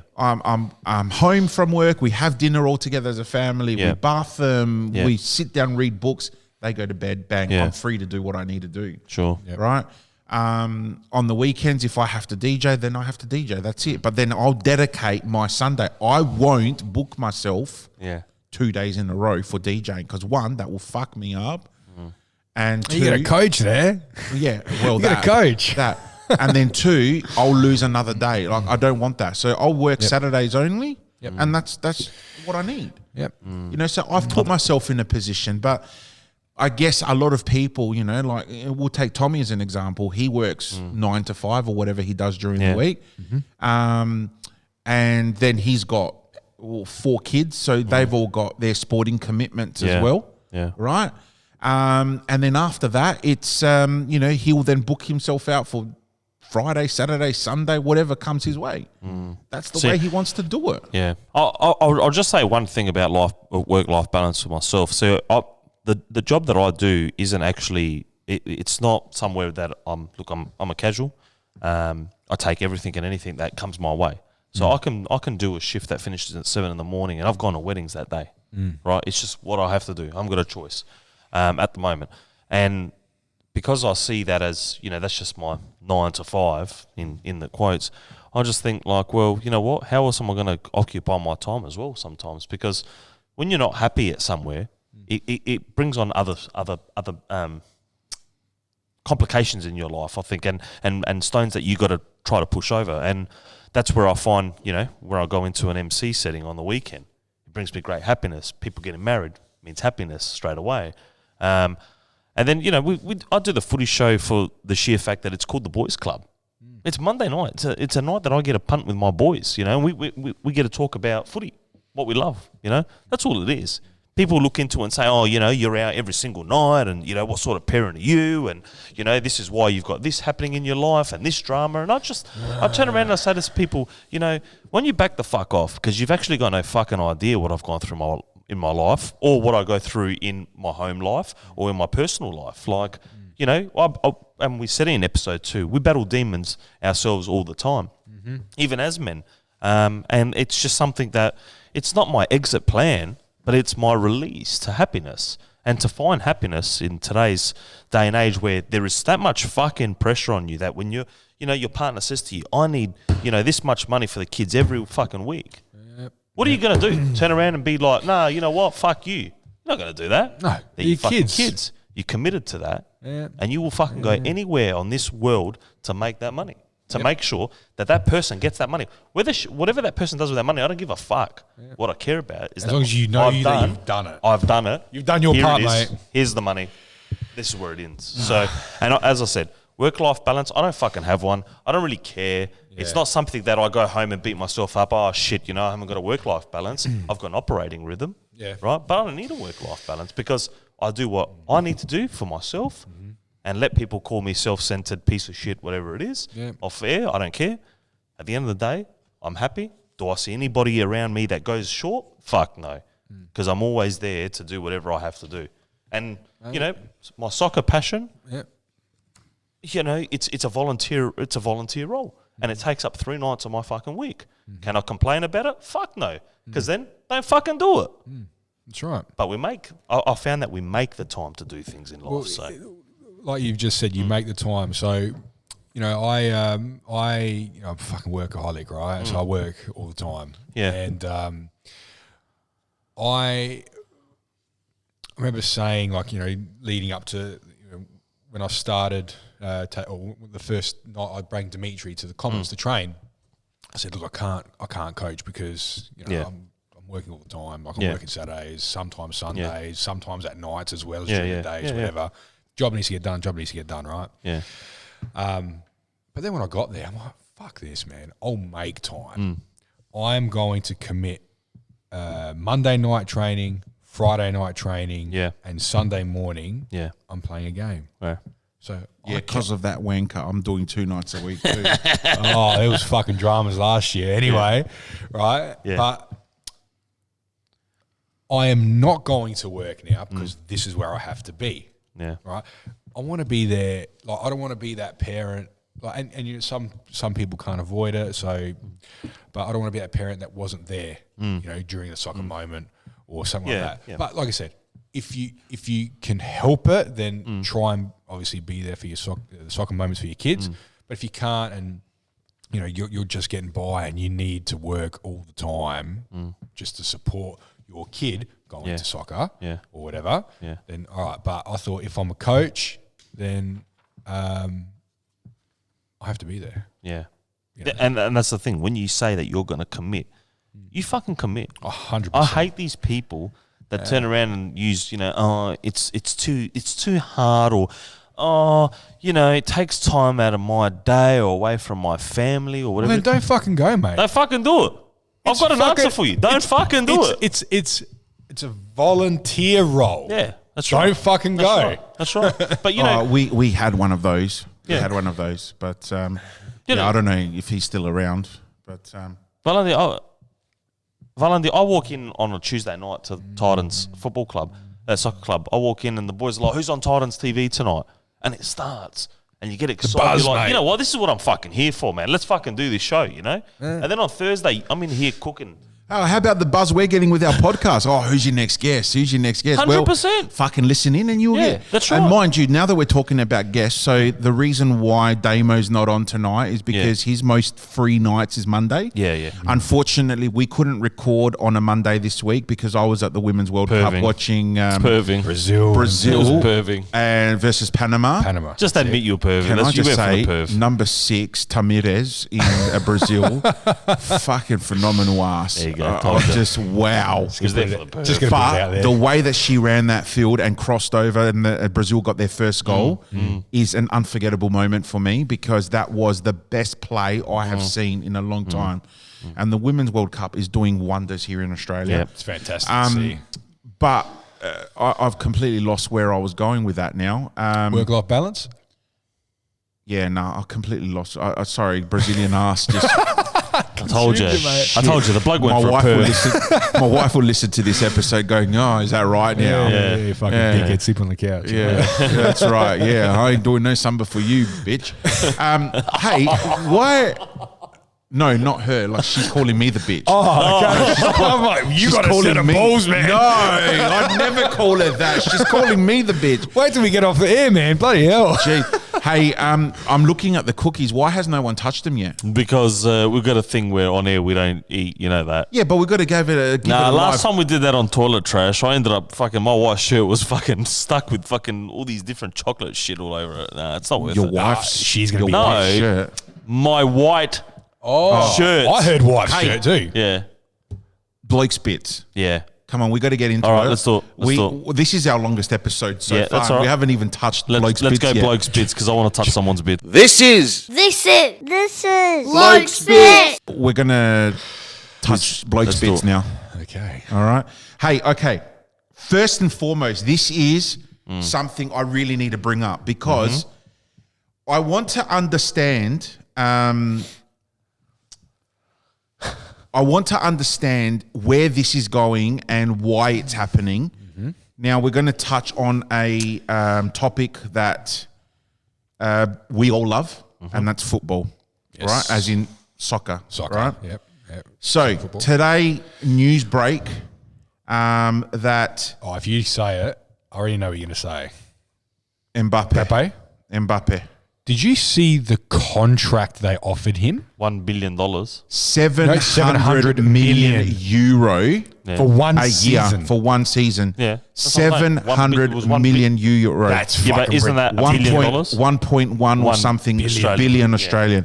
That's 58.3 million euro a month. Plus the transfer fee. 13.3, yeah, plus 240 million to pounds? pounds to PSG. Oh, my God. $13.3 million a week, 1.3 million euro a day, 79,900 euro an hour, 1,332 a minute, €22 a second. So what he earns in an hour is what most people earn in a fucking year. Yeah. That's Wow. ridiculous. Come Wow. on. Wow. It's over $1 billion package for Right. 1 year. So my So question, who has offered this, just so we can say it on air? Real Madrid? Al Hilal. Saudi league. Saudi Al league, Hilal. yeah. Now, my question about this is, will this ruin the sport? Because you've now got the Saudi league that's trying to spend all the fucking money in the world on these top name Where's players. financial fair play there, mate? Right? Exactly. They don't have any boundaries rules on in there. money over there. no rules, and you're missing a big key here. Tax free. Yeah. Yeah. Tax free. Yeah. Tax free. Yeah, right? wow. Tax free. No salary caps, right? What will this do to the rest of the leagues in the world? Can I say what Ronaldo came out and said a few days ago? Oh, I don't know if it's a few days ago, but I saw it a few days ago. That the Saudi league within 5 years will be bigger than the Premier League. I think it's already happening. I'll be honest with you, and I want to be so controversial about this topic. I can fucking see it happening, man. If they sign guys where money is not an issue in Saudi, we all know that. No. That league could be fucking awesome, and anything that Ronaldo does, Everyone does, man. everyone does, and they believe and follow it because he is, you know, He's the start of it all, isn't yeah, he? he is. Yeah. He's the start of it all. I mean, look at this. LeBron, this is how to put it in perspective. LeBron James, thus far, career earnings, right? 531 million US. That's career. Jesus. I'm gonna sound like a fucking idiot here, right? Yeah. But I would expect him to have earned a little bit more than that. His whole career? 531 million. Do you know what I don't like? What this does? I think that what this does is now it says that Mbappe is the greatest ever sportsman. Okay, it does. That's what it does. These are the same guys that offered Tiger Woods $700 million to go play golf for him. You know that, right? These are the same guys that own Live Golf. Jesus. They offered him $700 million. Is Live Golf Arab? Hello there. Really? Yeah. I had no It's all idea the about Saudis. They went to take on the PGA. So these are the same. But they're merging now. Who? Live Golf and PGA. Oh, I didn't know that. Yeah. Came out. I wonder why. But- Saudi's going to buy everything. But anyway. look, Messi got offered similar money to that, but he turned it down so he could go to the MLS. Yeah, but he got his own kickback out of that. He gets his own kickback, Yeah. like Beckham did. Like, you know, Look, that he wants to go to Real Madrid, right? That's no secret. He wants to fucking go. There's reports saying that he has already agreed a free transfer. He doesn't want to go to the Saudi league, right? Well, this is what they're saying anyway, right? So he just dig his heels in and sit on the fucking bench. Can I ask you a question? Let me ask you guys a question. Yeah. He's 24. 24, yep. Would you go? Just yes or no? Yes. Who? Me. You. Yeah. If I was 24, Would you go to Saudi league? Yeah. why not? I would say You don't. yeah, You don't need I- to give me an explanation. No, It's no, either no, a yes or no. no. I want to say yes, Yeah, right? yeah. Because look at the situation he's in, right? Yeah. If he stays at PSG for one more year, he's going to sit on the bench. Right? They've already told him that you're going to sit on the fucking bench. That's so fucked. right. You're going to sit on the bench, and they're going to pay him. What's his wage? 100 million or Yeah, 70 something like million, that. Something right? like that. Or go to the Saudi league for a year contract, and then being able to go to Real Madrid the following year and earned $700 million tax free for 1 year. More. Plus whatever. Yeah. Right. So either stay at PSG, get your money, Nah. 70 nah. million. The only thing that scares me with it is that and this is common truth, the Saudi league quality is crap. Shithouse. Okay? They lost you 5-0 cannot even compare against it to the French League One. Who's that Spanish team? They lost 5-0. Ronaldo's team. Yeah. I can't remember exactly what team it was, but it was a Spanish team. Yeah. They lost 5-0. Yeah. Like, this is what I'm saying. So what happens to him in that 12 Oh, months? Villarreal. No. It's, starts with a C. It's 2 words. We're playing charade. That's right. Look, I just think that his quality will drop instantly because you cannot compare it to the French league. Doesn't matter what I said to you prior. Yeah, but he's about- going to sit on the bench for a year, so his quality is going to go shit anyway. Yeah, but PSG, at least their coaching staff is going to be fucking. He'll be isolated. He'll go train by himself. What? Who did that happen to? That happened to Aubameyang when he was at Arsenal, right? When shit hit the fan there, he was training on his own. I don't know. I'll be honest with you. I'd go for the rest of my life there at money like that because you haven't just set up generations. You set up generations. Kids. You know, you're not. Yeah, there's never going to be a money problem, and unfortunately, it doesn't matter whether you look at the AFL, the football, the fucking tennis, the cricket, whatever it is. Celta Vigo. Yeah. We today live in a world where money talks. Fuck everything else. Fuck premierships. Fuck Champions League. Fuck the cups. Sorry, man, but at $1 billion, Yeah, $1 billion. we're not talking $1 million or $100 million. We're talking 10 times. You know, we're talking $1 billion. That there changes and revolutionizes your whole career path, moves life, Your whatever life. it is. Whatever it is. Yeah. And you know, you're there for the year, and then they turn around and say, you know what, man? We just made all our money on ticket sales and on shirt sales and this and that. You know what? We'll give you another year, another $1 billion, another $1 billion. And then you get all these other endorsements. And then the sheik in fucking wherever it is turns around in Abu Dhabi and says, you know what? You can take my plane and go visit your friend, your family in blah, blah, blah, wherever you're from, go for gold. You know, you're living like a fucking prince. Yeah, but you know what? Once you've made your first $1 billion, fuck, what more can you buy?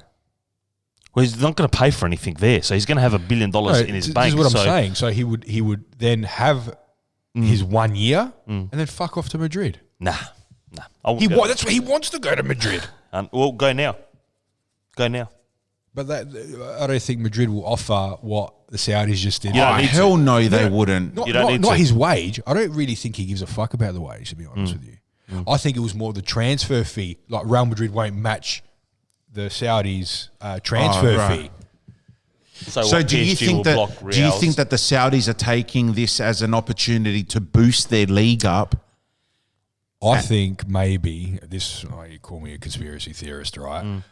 But do you think maybe PSG, their president, and the Saudi guys have just come together and say, just write up a fucking letter saying you're willing to buy Mbappe, so that way Madrid can come and give us a better offer. I actually believe that if he goes there, what it does Mbappe to Saudi, what it does is it gets the other people in every other league fucking thinking, you know what, man, I might not be worth $1 billion, but I can go for 200 million, and I'm only worth 5 million. You know what I mean? Like, and people will put their hands up to leave. You cannot tell me that if you saw you saw Mbappe go, and you're a striker at, I don't know, Man United, for example, and you're worth $50 million. Come on, Petros. Would you not put your hand up for Arsenal, for fuck's sake. I know, but I'm saying it for my team. I'm saying it for my team, right?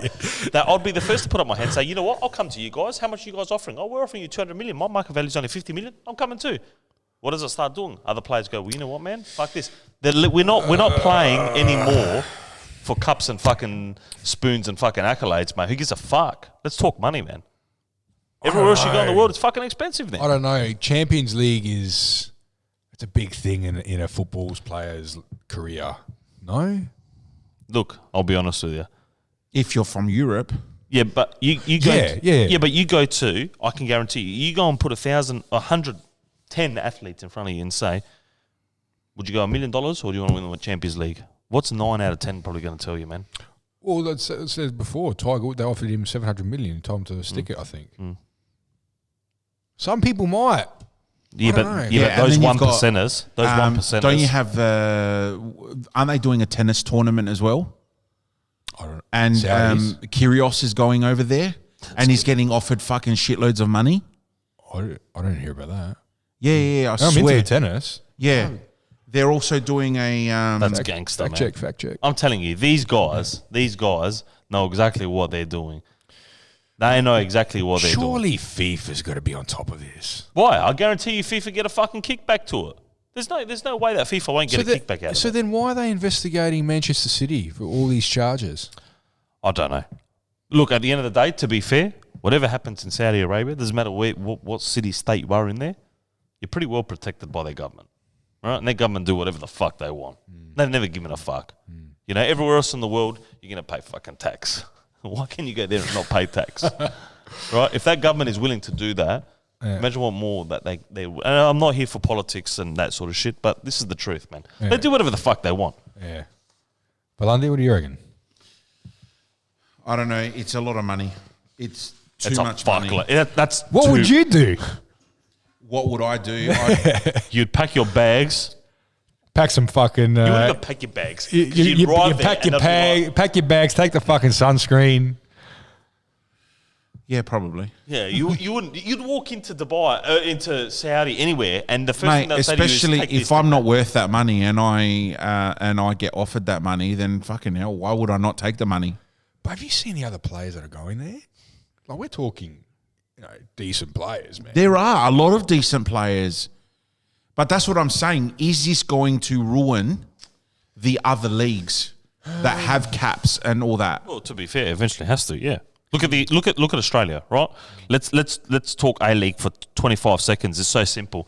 The AFL has made sure that the A-League doesn't open their fucking cap, right? Once the A-League lifts that salary cap, right, and FIFA get involved, and FIFA turn around and say, you know what, Australia, we know in the next 10 years, if we give you $1 billion, we know that this league will be worth $10 billion, right? Bang, it happens, the AFL falls over, see you later.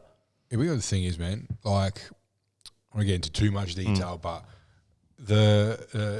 if you want to send your kid to go play footy, like AFL footy, it's fuck all, really. Like, what, $100? If that.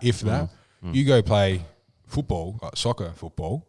You're up for $800 with your eyes closed. Do you know what I mean? Yeah. For like under 7s or under 8s or whatever, you go play under 18s or whatever. Yeah, but this is why it's the second biggest business in the world, Stamati. It is. It's because money can drive anything, can make any football culture in any country big. And then what happens, man? It's a monopoly. But you know what? The government should step in and be like, here's some like a subsidy. Like, Yeah, the $100 sports voucher. Oh, come on, please. But, and again, I had this conversation the other day with someone and, they made a valid point of there are so many kids out there that would probably have so much natural talent and skill in soccer, yet their parents would not be in a position that can afford to play for a club, right? And we are losing all that talent. And I can guarantee you there's Cristiano Ronaldo's and Messi's that have gone missing. Yeah, In the sport. absolutely. How many kids you see on YouTube, man, all the time? That's why the best players of the world come from that South America region or the European region, because they don't have astronomical fees for kids to join clubs. They actually pay people to go play at their academies and stuff like that. Because if they see a natural talent on the street, they'll grab that. Whereas here, we're paying $800 a year, for example. I'm just giving a very, blunt example. For what? I get it. But again, and I'm proud of the stuff that I'm doing at my club and all that. But what do I know about what the parents are thinking? Oh, hang on, we're paying so much money for a dad coach. Yeah. You know what I mean? Like, yeah. And that's why what a dad coach. Yeah, that's why I always say, like, once it gets to like JPL, JSL, like someone else take over, I'll go back to under 6s when Theodore comes about, Oh, look, I just think that, and AFL is the dominant sport here. Yeah. When the monopoly has been now taken over, AFL is the biggest sport. They turn around and say, well, you know what, man? What about cricket, man? nah. I don't mean to be rude, man, but like fuck cricket. Nah. Like I've never ever seen anybody around me to aspire to play cricket. I'm sorry. Like the most participated sport, the most participated sport in Australia is soccer. Do you reckon? It's just not. It's not fun. Do you reckon? Oh shit, yeah. Fuck, that's a big call, man. Come on, how many soccer clubs are there? Yeah, you know how many AFL you know how many clubs? football teams there are though too, and how many would be in things like the APY lands where people don't actually go out and get those figures. Do you know what I mean? How many footballers on a junior level? I think the biggest participation is soccer. Wow. But don't forget, because it's not funded so massively by the country, because the country almost frowns on it, right? Yeah. They say, well, you know what? You want it? And like anything in life, you want it, Pay for it. Pay for it.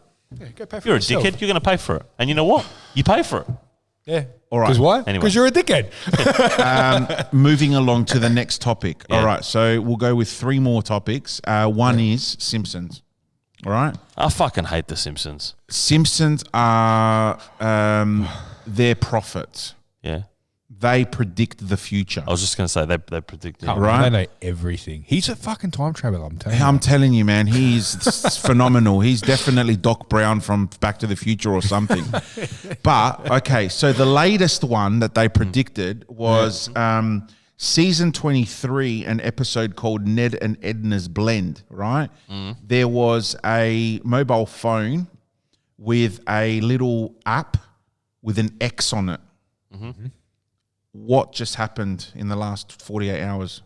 Did Tesla fucking release his phone? Is this the one with the medical bracelet with Nope. the QR code? No. So there's an app with an X on it. Elon Musk has just officially renamed Twitter to X.com, and the app is a square with an X in it. That's fucked. When does that happen? Yep. That's fucked. That's unbelievable. Where's the... Okay. yeah, that's the logo there. So he's put that on his building. Right? So No he's shit. He's paid $68 billion for... he's paid $68 billion for Twitter, and he's now created a new name for it. Bravo. Yeah. All right. So there you go. There's the picture of Simpsons with the little X on, right? Now, Fuck this guy. Simpsons also, here we go. So 31 times they have predicted the future with certain things, right? Yep. Of most recent times, Ocean Gate.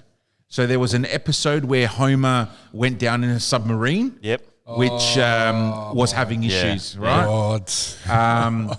Then always, obviously, we know the big one, the Donald Trump one, Yeah. right? Down Where, the the escalators. presidency, Yep. season 11, episode 17, Bart to the Future. 9/11 was a magazine, wasn't there? Yeah. On there. He correctly predicted Super Bowl in an episode called Lisa the Greek, where I remember that. San Diego Chargers won in Super Bowl. Oh, no, hang on. San Francisco 49ers over yeah, San Diego.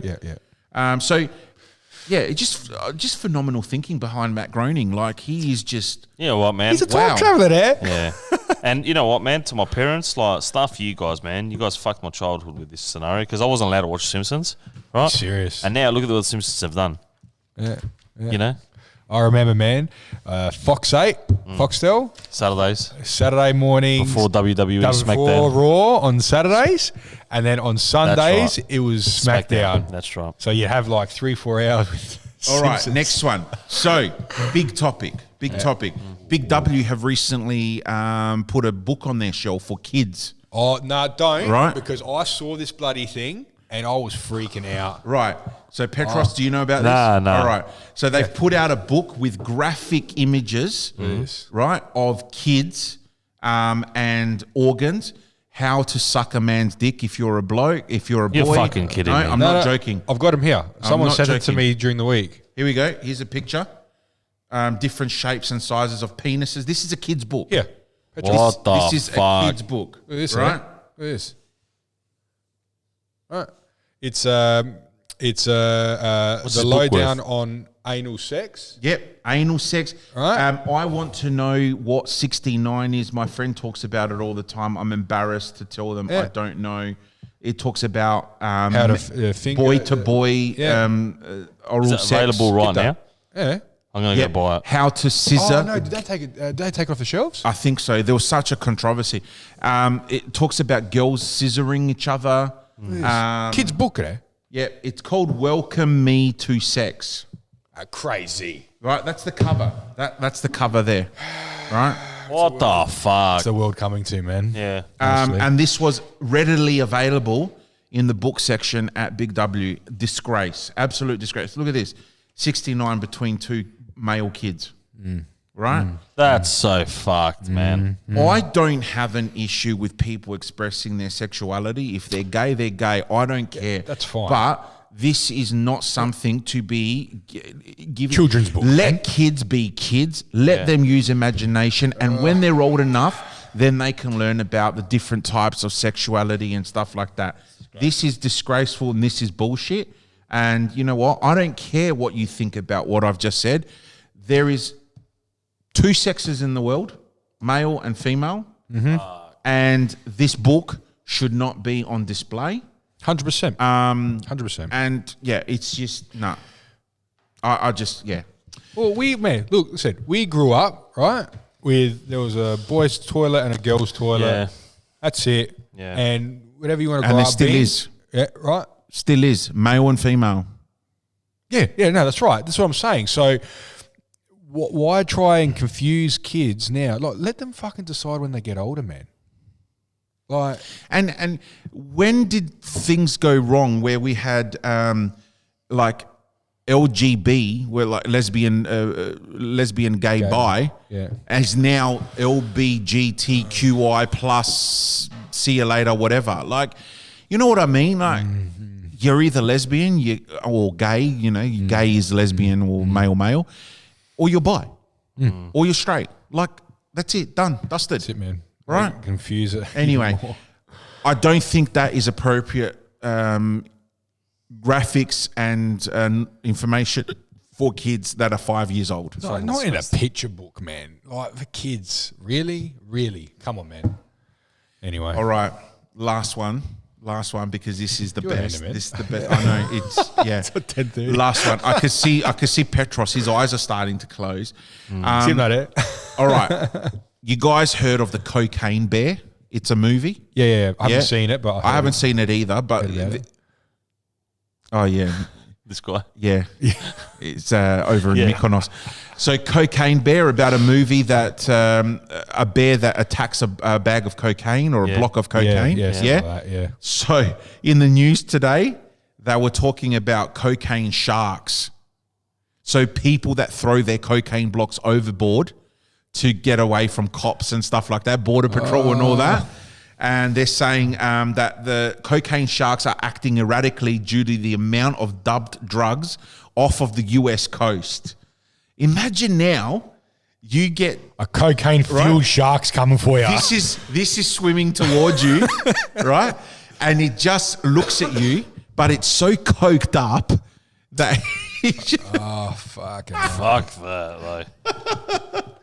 that is hilarious. Think of it. No. Thank you. They should make a movie on that. Yes, so that was my way of finishing off there. I just thought I'd add that little note to laugh. Hey, great episode. That's our longest episode yet. I don't know if I'm going to have to edit some. It might be a bit long, but whatever. People can listen. They can pause and listen. Leave it again. alone. That's That'll it. be all Let it right. go. Let it ride. Thank you. Thank you for joining us. Thank you. Thanks for having It's us, man. fantastic to have a avid listener join us. Thank you for opening up. And being yourself and honest. Yep. No, it was happy to be here, guys. And look, like I said, just guys, if you're going through something, just reach out to someone, man. And it'll help you in the long run. Yep. Absolutely. And also, there's those helplines that we did discuss. 100%. We'll put them up again on our socials, which are... I don't know. Insta. Fuck Do you know what's gone through my head right now? I was about to give Katrina a shout out and be like, I cannot wait to devour these fucking cookies in front of me, man. They're just looking at me, man. Two blokes in hit a our pod. social medias, 2 Blokes in a Pod, Instagram, Facebook. Get your questions in for next week because I want to hammer some. And Or you can find me at Valandi Angel on TikTok. Oh, that is the sluggiest slug I've ever heard. Do you know what even tops it all off to all of that? What? Is that we still haven't got a TikTok account going. We will get one. Yeah. 2 Blokes in the Pod TikTok. let's do All right, it. we will get one, and we'll boost it up to 1,000 followers as soon as we can. And then we can just go live and answer the live and you know questions. what? A big shout out to SP Paint as well. Stamati's business. Yep. So if you do need a painter, Yep. check him out. Give us some details. Yeah, we'll do. Look, you can email me, Stamati at sppaintingservices.com, or you could flick us a text or give us a buzz on 0421 790 795, and just the socials as well, Instagram, Facebook. Yeah. That's not a paid sponsorship yet, but I have the contract ready to go. Do you want me to give you a sample what it would sound like? Please get down there and see my mate Stamati, because mention Two Blokes in a Pod and he will look after you. No job is too small, no job is too big. That's it, boys. That's it. That's going to cost you now $100. Anyway,